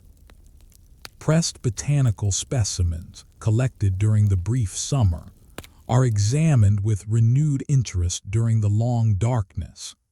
The expedition's biologist has preserved flowers and leaves from the tundra vegetation, fragile things that completed their entire life cycle in the few weeks of polar summer. These dried remnants of color and life seem almost miraculous now, evidence that warmth and growth are possible even here. A bird's feather found on the beach during unloading and kept as a memento rests in a small box with other treasures, a particularly beautiful stone, a fragment of driftwood worn smooth by Arctic seas, small objects that carry meaning beyond their material substance. These collections, individual to each man, represent the human need to gather and preserve, to create personal archives of experience. The night watch provides hours for private contemplation of these small treasures. A man alone in the lamplit room, his companions sleeping behind their curtained bunks, can take out a photograph or letter and study it without the self-consciousness that company might impose. These solitary moments of connection to the distant world provide sustenance that the busier hours cannot offer. We rest here among the small treasures, a photograph, a letter, a memory, that the young men carried across the frozen sea. The storage area of the hut contains the expedition's future, neatly organized in crates and containers that represent life itself. Tinned goods stacked in precise rows, each can labeled and logged in the expedition's ledger. Dry goods in sealed containers, protected from the moisture and cold that would render them useless. The coal pile, diminishing with visible constancy, upon which warmth and cooking depend. The inventory is checked regularly with the seriousness of an accountant examining vital records. The expedition's quartermaster, a role that has emerged through natural aptitude rather than formal assignment, maintains detailed accounts of consumption and remaining supplies. How many tins of meat have been used? How much flour remains for bread making? At the current rate of use, will the coal last until the ship returns? These calculations are not matters of idle curiosity, but of survival mathematics. The provisions were calculated in Oxford with care, but calculations made in comfortable rooms cannot account for every variable of actual expedition life. Cold increases caloric needs. Storms extend periods of confinement. Equipment failures may require resources not anticipated. The margin between adequate supplies and insufficiency is narrower than anyone would prefer. Rationing has become second nature, so thoroughly integrated into daily life that it requires no conscious thought. Portions at meals are measured with casual precision, each man receiving his fair share without the need for explicit allocation. The expedition has found its equilibrium, a rate of consumption that should see them safely through to relief, assuming no extraordinary circumstances intervene. Special treats are held in reserve, small luxuries that will mark occasions or lift spirits during particularly difficult periods. A tin of fruit preserved in syrup, to be opened on Christmas Day. Chocolate, divided into squares and distributed at intervals that make each piece an event. Coffee of higher quality than the daily ration, saved for moments when its particular comfort seems most needed. The fuel economy receives constant attention. Coal is the expedition's most critical consumable, the resource upon which all other survival depends. Without heat, the hut becomes uninhabitable. Without fire, food cannot be prepared. Without warmth, the scientific work that justifies their presence becomes impossible. The coal pile is measured and remeasured, its diminishment tracked with concerned precision. Strategies for fuel conservation have been developed through experience. The stove is managed to provide adequate warmth without waste, its drafts adjusted to control the rate of combustion. Expedition members dress in layers that reduce the need for higher temperatures. The hut's insulation has been improved where possible, gaps sealed against drafts that carry precious heat into the Arctic night. Water, abundant in frozen form all around them, requires fuel to become usable. Snow must be melted, ice must be heated, and each transformation consumes coal that cannot be replaced. The expedition has developed efficient methods, collecting clean snow in containers that sit near the stove, melting it gradually without dedicated fuel expenditure. But water acquisition remains a constant consideration. The mathematics of survival occupy quiet hours of calculation. If the storm season extends longer than typical, if illness increases food requirements, if the ship is delayed in its return, each contingency is considered, its implications for the supply situation assessed. These calculations are not morbid but prudent, the kind of careful planning that distinguishes successful expeditions from disasters. Food preparation has become an art constrained by ingredients. The expedition's cook works within the limitations of tinned and preserved provisions, creating variety through technique when variety through materials is impossible. The same basic ingredients appear in different forms, sometimes as stew, sometimes as hash, sometimes in preparations that would puzzle an English housewife but satisfy Arctic appetites. Bread making represents both challenge and comfort. The flour supply permits regular baking, but the process requires adaptation to conditions. Yeast must be kept viable in cold that threatens its activity. Rising times extend in the chill of the hut. The results, however imperfect by bakery standards, provide a connection to domestic normalcy that the expedition values beyond the nutritional contribution. The ledger of supplies tells a story of patient consumption, each entry recording the transformation of provisions into the energy that sustains life and work. It is a document as important as any scientific record, the account of how 7 young men managed their resources through a polar winter. Each tin, each measure of coal, each carefully portioned meal becomes a quiet promise kept between the present and the distant spring.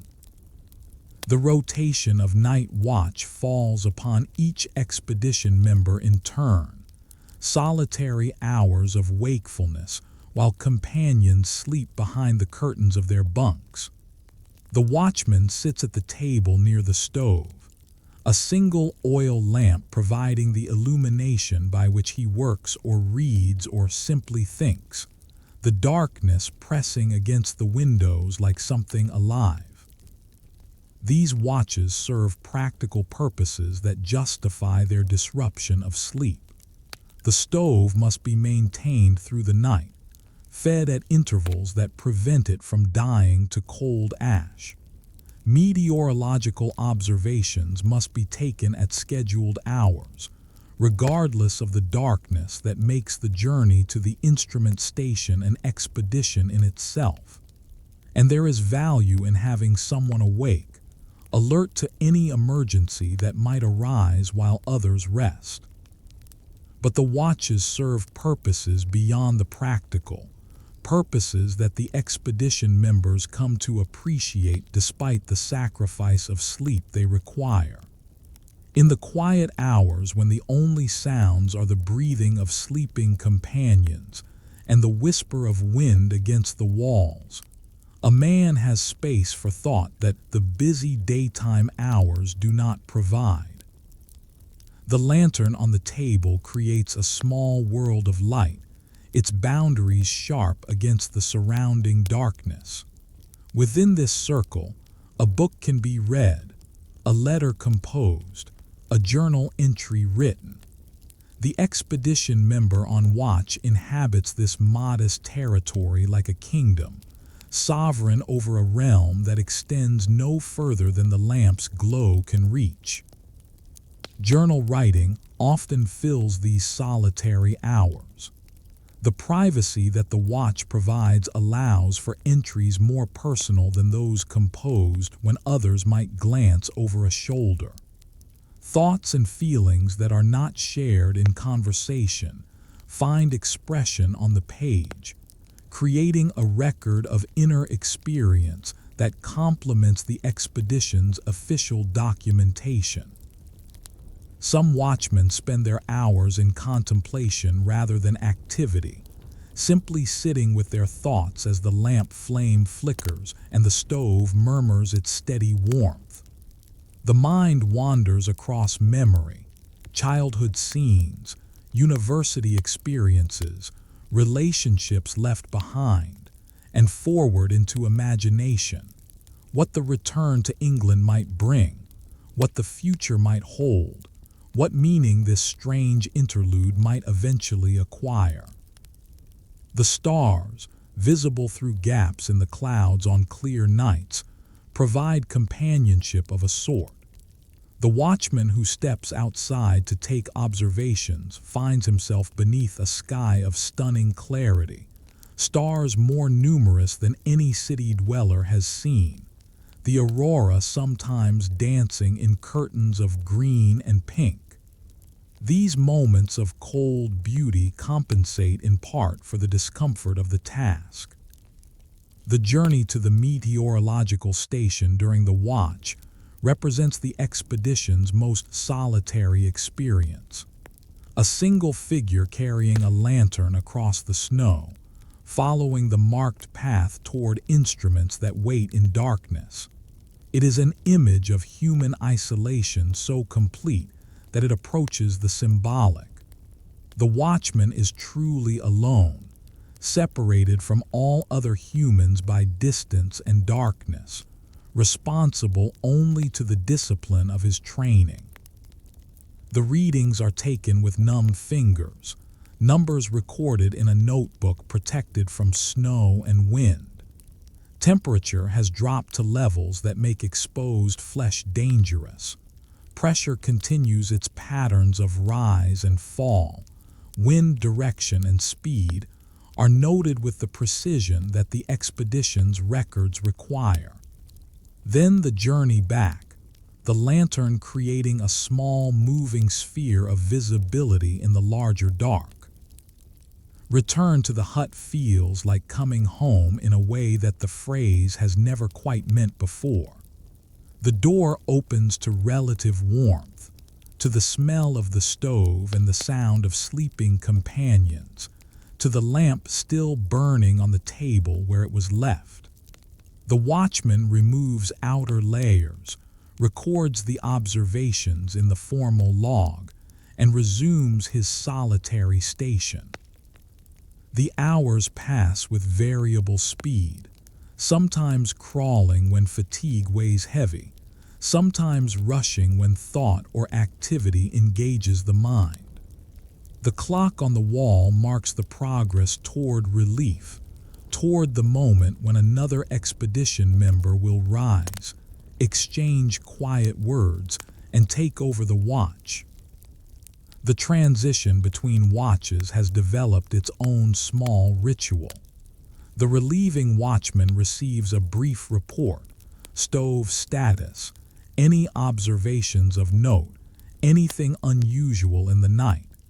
Tea is sometimes shared, a few moments of quiet conversation before the first watchman retires to his bunk. Then the new watch begins, the cycle continuing through the endless darkness.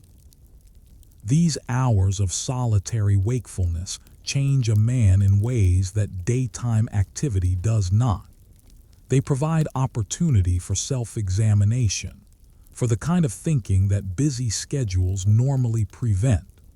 Some expedition members come to value their watch hours as times of genuine solitude in an otherwise communal existence. Others endure them as necessary obligations. All recognize their contribution to the expedition's functioning and to their own development. In the deep quiet of the watch, with only a lantern for company, the mind wanders gently across memory and hope. The Arctic presents dangers that require constant awareness, hazards that the expedition has learned to respect through education and experience. The cold itself is the most pervasive threat, capable of damaging exposed flesh within minutes and endangering life within hours if proper precautions are not maintained.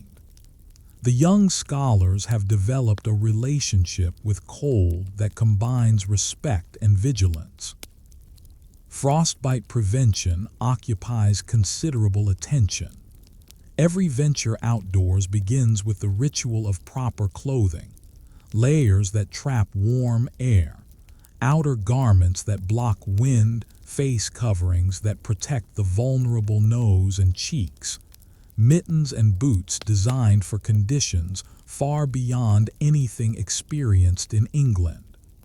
The expedition members check each other before departing the hut, looking for gaps in protection that the wearer might not notice. The early signs of frostbite are now familiar to all.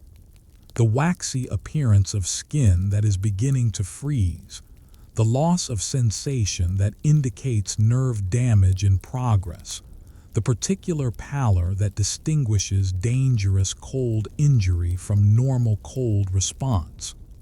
When these signs appear, the affected area must be gradually rewarmed, a process that is uncomfortable but essential to preventing permanent damage. Minor frostbite incidents have occurred, teaching lessons that reinforce theoretical knowledge with practical experience. A fingertip left exposed too long during instrument reading. A patch of cheek insufficiently protected during a storm. These incidents, treated promptly and successfully, serve as reminders that vigilance must never relax. Carbon monoxide poses a more insidious threat, a danger invisible and odorless that has claimed lives in polar expeditions before.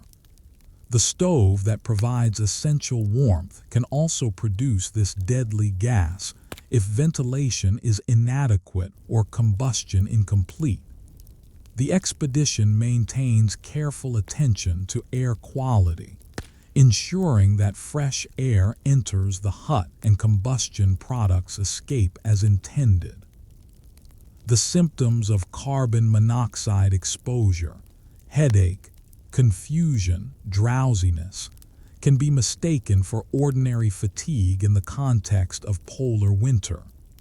The expedition's medical member has briefed his companions on what to watch for, both in themselves and in each other. Ventilation is checked regularly, the stove's operation monitored for any sign of malfunction that might affect safety. Ice safety protocols govern any travel beyond the immediate vicinity of the hut. The glacier that rises behind their location, beautiful but treacherous, is treated with appropriate caution. Crevasses hidden beneath snow bridges have swallowed polar travelers before. The expedition does not venture onto the ice without ropes and the knowledge of safe travel techniques. Storm procedures have been established through experience of the weather this region produces. When barometric pressure drops and wind begins to rise, outdoor activity is curtailed. Equipment is secured against winds that can reach tremendous velocities. No one ventures beyond sight of the hut once storm conditions develop. Stories of polar travelers lost mere meters from shelter inform this caution. The medical kit, assembled with care before departure, contains supplies for treating injuries and illnesses that might occur in isolation. The expedition's medical member has expanded his training to include conditions specific to polar environments, and his companions have received basic instruction in first aid that might prove necessary if the designated medic were himself incapacitated. Psychological health receives attention alongside physical safety. The conditions of polar winter, darkness, isolation, confinement, cold, can affect mental stability in ways that prove dangerous to individuals and to the group.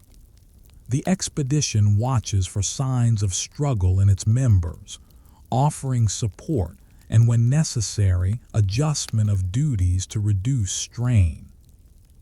The wildlife of the region presents its own hazards, particularly the polar bear that occasionally visits the vicinity of the hut. These magnificent creatures are treated with the wariness their power demands. Sightings are reported, travel patterns adjusted to avoid areas of known bear activity, and the expedition maintains awareness that they are visitors in a domain where larger predators have prior claim. Fire represents a constant concern in the wooden hut. The stove is managed with attention to safety as well as efficiency. Flammable materials are kept away from heat sources. Emergency procedures have been discussed and would be implemented instantly if smoke or flame appeared in unexpected places. The expedition understands that their shelter, if destroyed, could not be replaced. These hazards, individually manageable through proper precautions, combine into an environment that demands constant attention. The young scholars have learned that the Arctic punishes carelessness without regard for good intentions or academic credentials. Survival requires respect for conditions that are indifferent to human presence. The cold asks constant vigilance, but the young men learn its language, respecting its power while refusing its dominion over their spirits. The nadir of winter arrives with temperatures that seem to belong to another world entirely. The thermometer outside the hut records numbers that would have seemed theoretical in England, figures from textbooks rather than lived experience. -40 degrees, -50. At these temperatures, the distinction between Celsius and Fahrenheit blurs, the scales converging toward the same brutal extremity. The cold at this depth possesses qualities that milder temperatures do not share. Exhaled breath freezes instantly into clouds of ice crystals that drift and sparkle in the lantern light. Metal surfaces become dangerous to touch with bare skin, capable of causing frostbite through mere contact. Sound carries across the frozen landscape with startling clarity, the cold air transmitting noise with less attenuation than warmer conditions permit. Inside the hut, the stove works at maximum capacity, and still the interior temperature hovers at levels that require heavy clothing. Frost forms on the interior walls, crystalline patterns that would be beautiful if they did not represent the constant battle against cold that the expedition is fighting. Near the stove, conditions are tolerable. At the periphery of the room, they approach discomfort even with the layers the expedition members wear. Sleep becomes a matter of careful preparation. The sleeping bags, designed for Arctic conditions, provide adequate warmth if properly used, but the air outside the bags carries chill that makes rising a challenge of will.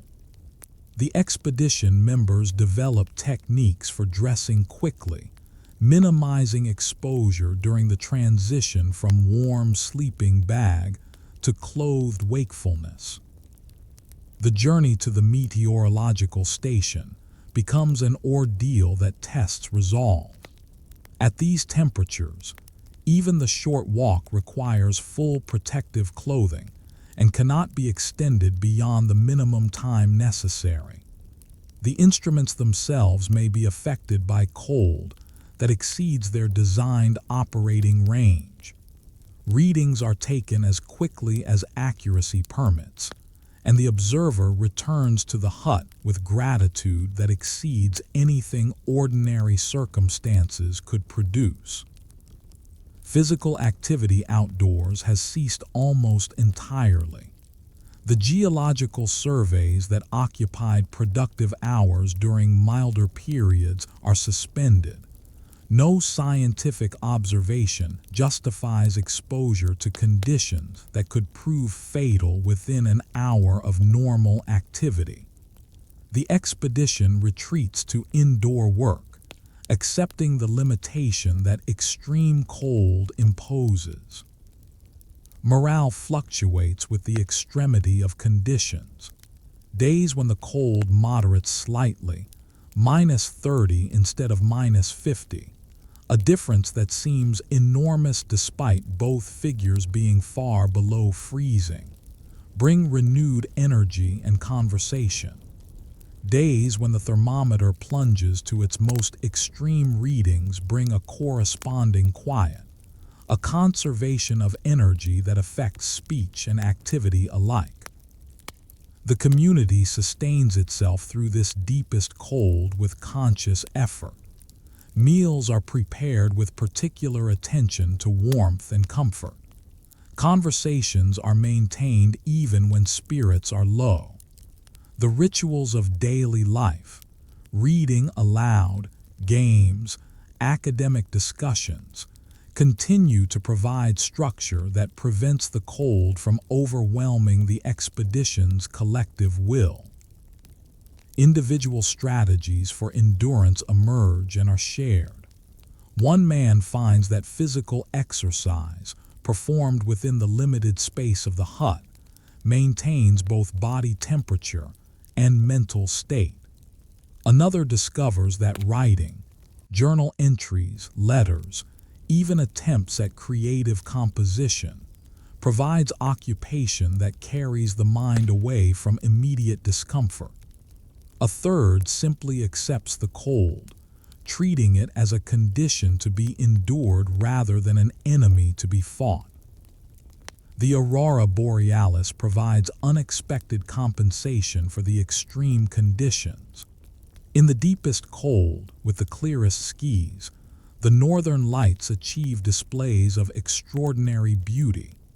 Curtains of green and pink light dance across the heavens, folding and unfolding in patterns that seem to respond to music no human can hear. The expedition members stand at the windows, watching these displays despite the frost that forms on the interior glass. Hope, maintained through the darkest weeks, becomes more tangible as January passes into February. The calendar marks progress toward the eventual return of light, toward the warming, relative though it will be, that spring will bring. Each day that passes is a day closer to relief, a day survived, a day added to the expedition's accumulating record of endurance. Physical health, monitored with particular attention during this period, remains adequate. The provisions sustain the expedition. The fuel supply, though diminished, remains sufficient. No serious illness or injury has occurred. The young scholars from Oxford are demonstrating that human beings can survive in conditions that might seem impossible, that careful preparation and community support can carry people through extremity. The deepest cold tests everything: equipment, supplies, physical resilience, psychological stability, community bonds. And through this testing, the expedition finds what it is made of: discovers resources within itself that easier circumstances would never have revealed. This is the crucible of polar winter, and the young men are passing through it. At the nadir of winter, when the cold seems absolute, the warmth of human company becomes the most precious element of all. The change arrives so gradually that it is felt before it can be measured. Something in the quality of darkness has shifted, the complete blackness of midwinter giving way to something slightly less absolute. The thermometer begins to show readings marginally higher than the extremes of January. The wind, when it blows, seems to carry a different character, as if it has traveled through air that has begun, imperceptibly, to warm. The expedition members notice this change first in themselves. The oppressive weight that settled upon spirits during the deepest cold begins to lift. Conversations become more animated. Plans for spring activities are discussed with growing enthusiasm. The sense that the worst has passed permeates the small community without anyone needing to announce it explicitly. The southern horizon begins to show color at what the clocks call midday. Not sunlight, not yet. The sun remains below the horizon and will stay there for weeks to come, but a glow that hints at the approaching return. Pinks and oranges appear briefly against the dark sky, a promise of what is coming, and the expedition members watch these displays with an attention that approaches reverence. The calendar, which during the darkest weeks was checked with something like dread, now becomes an object of anticipation. Each day marked off represents progress toward the light, toward warmth, toward the eventual arrival of the ship that will restore contact with the world. The arithmetic of remaining days becomes a source of encouragement rather than oppression. Plans for spring fieldwork begin to take concrete shape. The geological surveys suspended during extreme cold will resume as conditions permit. New areas of exploration are discussed, specimens yet to be collected, measurements still to be taken. The scientific purpose of the expedition, which never disappeared but was somewhat dormant during the worst conditions, reawakens with the stirring of hope. Equipment that has sat idle through the winter is examined with fresh attention. Outdoor gear is checked for damage that cold and storage might have caused. Scientific instruments are tested to ensure they remain functional. The expedition prepares for the transition from survival mode to active work, a shift that everyone anticipates with eagerness. Physical health improves subtly with the easing of extreme conditions. Appetites remain strong, but the caloric demand of fighting deep cold has diminished. Sleep comes more easily, less disturbed by the particular restlessness that extreme cold induces. The expedition members find themselves with energy that the darkest weeks had drained. The community that sustained itself through winter now begins to look outward. Conversations turn more often to what lies beyond the ice, the ship that will arrive, the journey home, the resumption of lives that were suspended when the expedition departed England. These thoughts, which might have been painful during the isolation of deep winter, now carry the pleasure of anticipation. The Arctic fox still visits, its winter coat now pure white against the snow. Its presence, which provided comfort during the darkest weeks, continues to be welcomed, but the expedition members feel less dependent on this small connection to other life. Soon the world will open again. Soon there will be more than this one persistent creature to remind them that they are not alone. The routines established during winter continue, but with a lighter spirit. Watch duties seem less onerous when the relieving morning brings a hint of color to the southern sky. Meals are consumed with growing optimism, the gradual approach of spring adding savor that no recipe could provide. The hut itself seems less confining when the world beyond its walls begins to offer hope of renewed exploration. Something shifts in the quality of darkness now, so subtle that only those who have waited so long could perceive the change. The day arrives, calculated in advance from astronomical tables, but no less profound for being anticipated. The sun will rise today, its edge appearing above the southern horizon for the first time in more than 4 months. The expedition has prepared for this moment with the attention appropriate to a significant occasion. They gather outside the hut in the early hours, dressed against the cold that remains severe despite the approaching light. The southern horizon shows the colors of approaching dawn, deeper pinks and oranges than the pale hints of recent weeks, a display that builds toward the main event. The young scholars stand in silence, watching. The first glimpse is subtle, easily missed if attention wavers. A brightness at a single point on the horizon, a concentration of light that seems more than reflection or refraction. Then, slowly, the edge of the sun itself appears, a thin arc of gold that seems impossibly brilliant after months of darkness, light that brings tears to eyes accustomed to the gentle glow of oil lamps. The sun rises slowly, as everything in the Arctic seems to happen slowly. Its progress above the horizon can almost be watched, a visible movement that contradicts the usual experience of celestial bodies. For perhaps 20 minutes, it hangs just above the ice before beginning its descent, a brief visit that promises longer stays to come. The expedition members remain outside for the entire appearance, ignoring the cold that bites at exposed faces, unwilling to miss a moment of this reunion with light. Some weep openly, tears freezing on cheeks as they fall.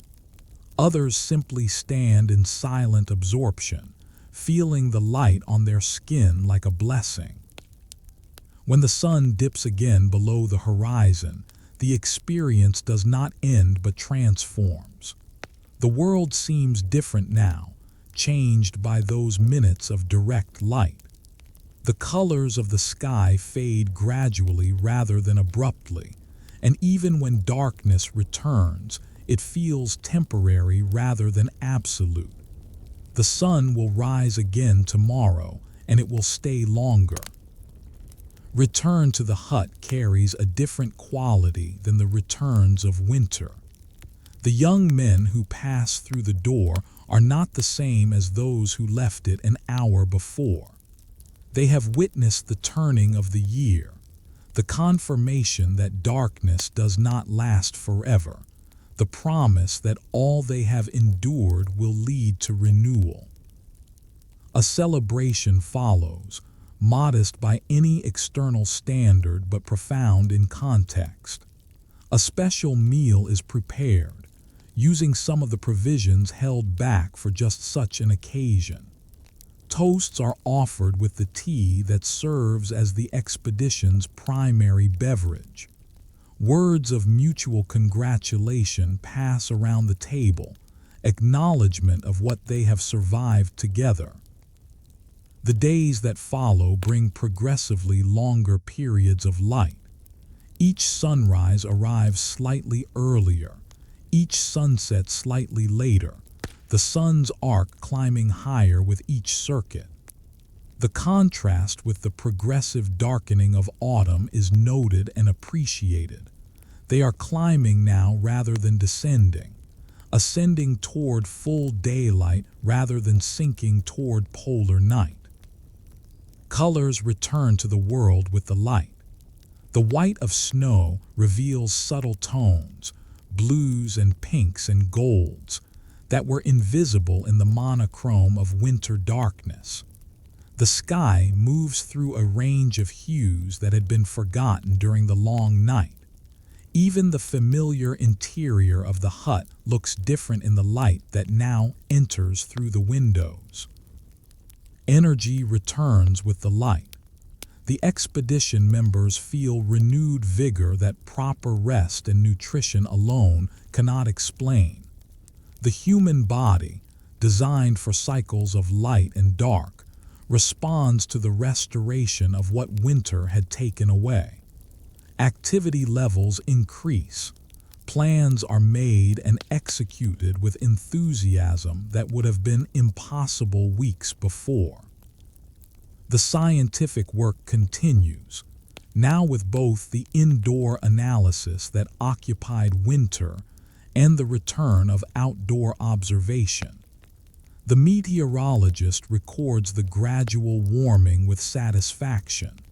The geologist prepares for resumed field surveys.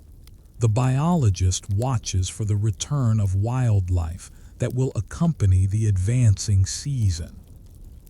And now, at last, the sun returns, a thin arc of gold upon the horizon, and the weight of the long night gently lifts. The return of light brings the possibility of movement that winter had denied. The expedition members venture outside with increasing frequency and confidence, their spirits lifted by the growing daylight, their bodies eager for activity after months of confinement. The world that awaited them, transformed by winter's accumulation, now invites exploration and reclamation. Paths that were buried beneath snow drifts are cleared with shovels and patient labor.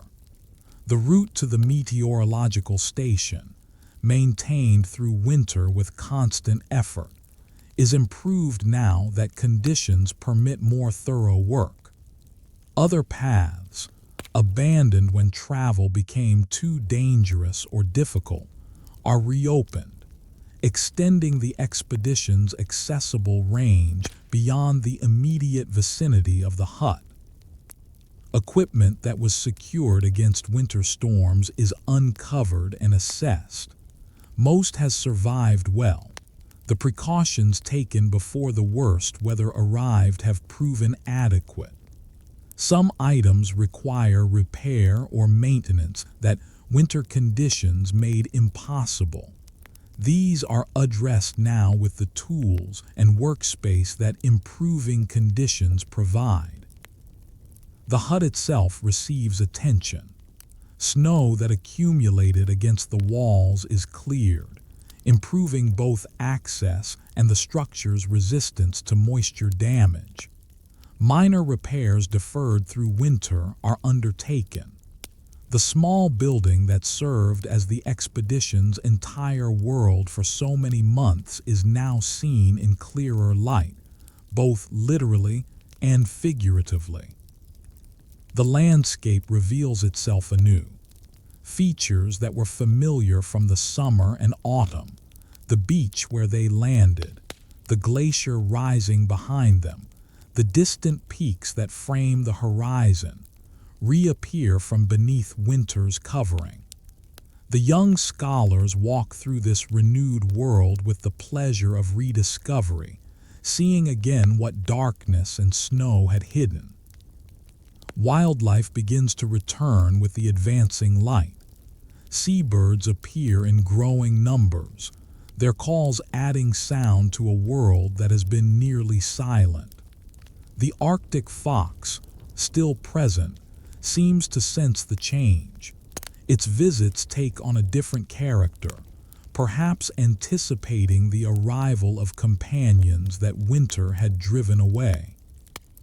The sea, frozen solid through the coldest months, begins to show signs of the transformation that will eventually break its ice. Pressure ridges form where currents shift, cracks appear and spread. The sounds of moving ice become audible in the distance. The ship that will eventually bring relief will need open water. Watching the ice becomes an activity of hopeful attention. Planning for the remaining months accelerates. The geological surveys that the geologist has anticipated through winter can now resume.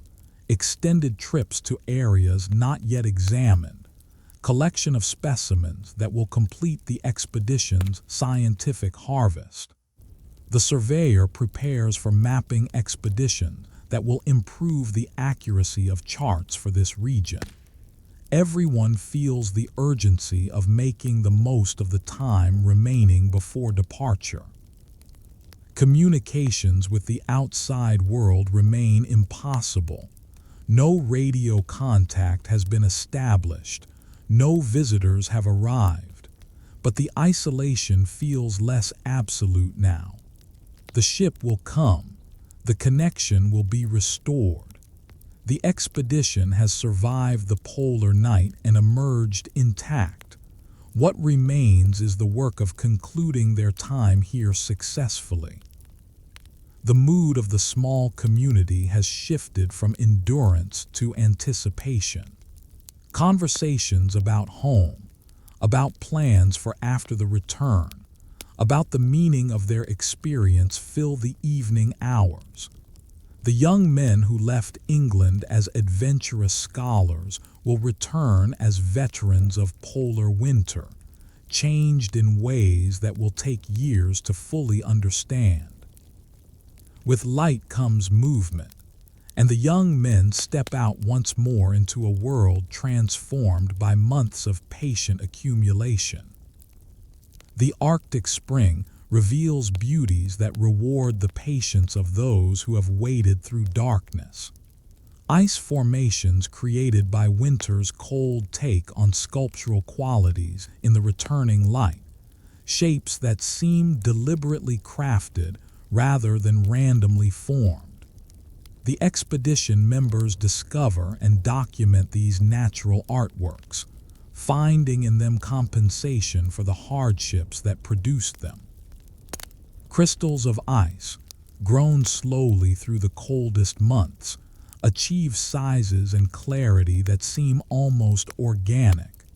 They catch the light with facets that sparkle and shift, creating displays of color from what appears at first to be mere frozen water. The biologist sketches these formations in his notebook, recording their variety and beauty. The snow itself reveals structure invisible during winter's darkness. Viewed in sunlight, the crystals that compose it show individual character, six-sided symmetry, branching arms, patterns that combine mathematical precision with endless variation. No two crystals are alike, yet all share common principles. The expedition members find in this observation a metaphor they value. Light through ice creates effects of unexpected beauty. Where the sun strikes transparent formations, rainbows appear, not in the sky but within the ice itself, colors separated and spread by the same principles that create atmospheric displays. These small rainbows, sometimes lasting only moments before angles change, are greeted with delight. Wildlife returns with increasing abundance as spring advances. Seabirds fill the cliffs with noise and activity, the nesting season beginning with behaviors the expedition's biologist records with eager attention. The Arctic fox, now showing the first hints of summer coat, continues its visits but seems less interested in human company now that other diversions are available. The tundra, where snow has begun to retreat from south-facing slopes, shows the first signs of plant life returning. Tiny flowers, completing their entire life cycle in the brief Arctic summer, begin to emerge. Mosses and lichens, dormant through winter, take on colors that seem impossibly vivid against the residual white. The expedition's biologist documents this renewal with the same attention he gave to the frozen world. Footprints in softening snow tell stories of creatures moving across the landscape. The Arctic fox on its rounds, seabirds walking on beaches exposed by retreating ice, the larger tracks of polar bears traveling through territory that winter had made their own. The expedition reads these signs with interest, learning about the movements of their neighbors. Scientific wonder, which sustained the expedition through winter, now finds fresh subjects for attention. The transition from polar night to midnight sun is documented with the thoroughness that earlier seasons received. Temperatures are recorded, weather patterns analyzed, the behavior of ice and wildlife observed with care. The expedition's notebooks fill with spring observations that will complement winter records. Beauty that had been abstract during the darkness, the aurora, the stars, the subtle variations of shadow, now gives way to beauty more tangible. The world is alive again, or rather, its life has become visible in ways that winter had concealed. The young scholars walk through this renewed landscape with gratitude that deepens their scientific attention. The Arctic reveals its quiet gifts to those who have waited, ice shaped like flowers, light bent into rainbows, life returning from the south. The table where so many meals have been shared now hosts celebrations of survival and anticipation. The expedition gathers for dinners that carry a different quality from the sustenance meals of winter, lighter in spirit, richer in conversation, flavored with the knowledge that the hardest part has passed. Fresh food becomes possible as hunting resumes. The protein sources that winter provided only through stored provisions are supplemented now with the results of careful hunting, meals that include elements of freshness that have been absent for months. The expedition's cook prepares these additions with appreciation, understanding what variety means to men who have eaten from tins for so long. The bonds formed through winter reveal their depth in the ease of shared meals. 7 young men who came to know each other as no casual acquaintance ever could sit together with the comfort of true fellowship. They have seen each other at best and at worst, in strength and in struggle. No pretense remains between them. They know who each other truly is. Conversations at meals turn often to memories of the winter past. Incidents that seemed difficult at the time become amusing in retrospect. Challenges that tested resolve are recalled with satisfaction at their overcoming. The expedition builds its collective narrative, the story they will tell and retell in years to come. Gratitude finds expression in words and gestures that the reserve of English custom might normally prohibit. These young men have helped each other survive. They have kept each other sane through darkness. They have demonstrated that community can form in the most unlikely circumstances.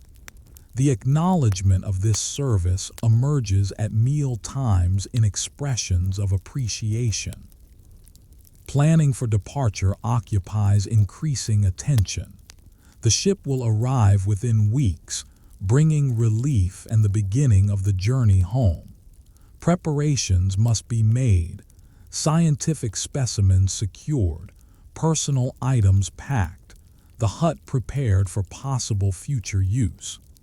These plans are discussed over meals, the practical details serving as reminders that the expedition's isolation is truly ending. The remaining provisions are assessed with a different calculus now. The careful rationing of winter gives way to more generous portions, the margin held against emergency released for present consumption. There is still enough, and the arrival of the ship will bring fresh supplies. The young men eat with appetites no longer constrained by uncertainty. Meals that were once survival necessities become occasions for genuine pleasure. The taste of food, the warmth of tea, the companionship of conversation, all are appreciated now with an intensity that ordinary circumstances could never produce. The expedition has learned what matters, and shared meals are high on that list. Around the table, where so many quiet meals were shared, the young men gather now with lighter hearts and the knowledge of what they have endured together. The horizon is watched now with different eyes. Throughout winter, the horizon meant only more ice, more distance from the world. Now it means the possibility of a ship, the first visual confirmation that the isolation is ending. The expedition members find themselves glancing southward at odd moments, scanning the line where sea meets sky. Preparations for departure proceed methodically. Scientific specimens collected over more than a year are sorted, labeled, and packed for transport. Notebooks are organized, observations indexed, the expedition's intellectual harvest secured for the journey home. These preparations occupy productive hours and provide focus for energies that might otherwise dissipate into restless waiting. The hut is prepared for whatever future may await it. Subsequent expeditions might use this shelter. It should be left in condition to receive them. Repairs are made, cleaning undertaken. Supplies that will not be transported are organized for potential future visitors. There is satisfaction in leaving the place better than they found it. Personal items, accumulated and arranged over months of occupation, are gathered into bags and bundles. Photographs that provided comfort during winter are carefully packed. Journals, filled with observations and reflections, are secured against damage during the journey ahead. Each man takes stock of what he will carry home. The watching continues. The ice that separates the expedition from open water shows increasing signs of breakup, leads of dark water appearing, pressure ridges shifting, the sounds of movement audible in the distance. These signs are encouraging, evidence that the sea is preparing to receive the vessel that will bring relief. And then, on a day that begins like any other, something appears on the horizon. It is small at first, perhaps a trick of light or a piece of ice catching sun at an unusual angle, but it persists and it moves. The expedition members gather outside, watching, hopping, finally believing. The ship comes slowly, threading through ice that has not yet fully cleared, but it comes.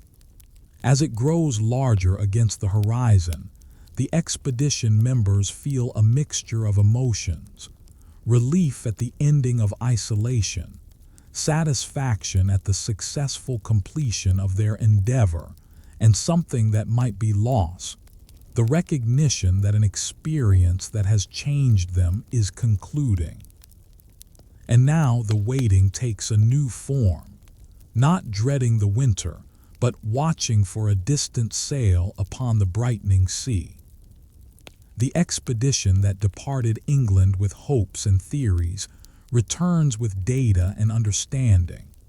More than a year of observations fills notebooks that will generate scientific papers for years to come. The meteorological record alone represents a contribution to knowledge that will benefit those who follow. The geological specimens, the biological observations, the surveying data, all constitute the harvest of this polar venture. But the young scholars carry something beyond scientific data. They carry the experience of having survived circumstances that tested every aspect of their being. They know now what cold can do, what darkness demands, what isolation teaches. They know what they are capable of enduring, and this knowledge will inform their lives in ways they cannot yet anticipate. The later lives of these young men take various paths. Some continue in academic careers, their Arctic experience informing research and teaching for decades. Others move into different fields, carrying with them the lessons of the polar night. All remain connected, bound by what they shared, members of a fellowship that no subsequent experience can replicate. The expedition takes its place in the history of Arctic exploration, not among the most famous ventures perhaps, but among the successful ones, the ones that accomplished their purpose and returned intact. The young scholars who set out to learn have learned. The scientific enterprise they joined has been advanced by their contribution. And the Arctic remains, indifferent to human presence but available to those who approach it with appropriate respect. The ice still forms and breaks, the polar night still falls and lifts, the wind still speaks its long conversation with the snow. The young men have gone home, but the place that taught them endures. And so we leave these young scholars, carrying with them the lessons of the long polar night, patience, fellowship, and the quiet courage of endurance. The wind carries the last of winter's memory across the ice, and the lamp flames settle into steady glow. The expedition has ended. The scholars have departed for home, carrying notebooks and specimens and the weight of experience. What remains is the quiet that was here before they arrived and will be here long after all memory of their presence has faded. Rest now. The expedition is complete. The lanterns are dimmed, and the quiet of the polar night becomes, at last, a gentle silence for your own dreams.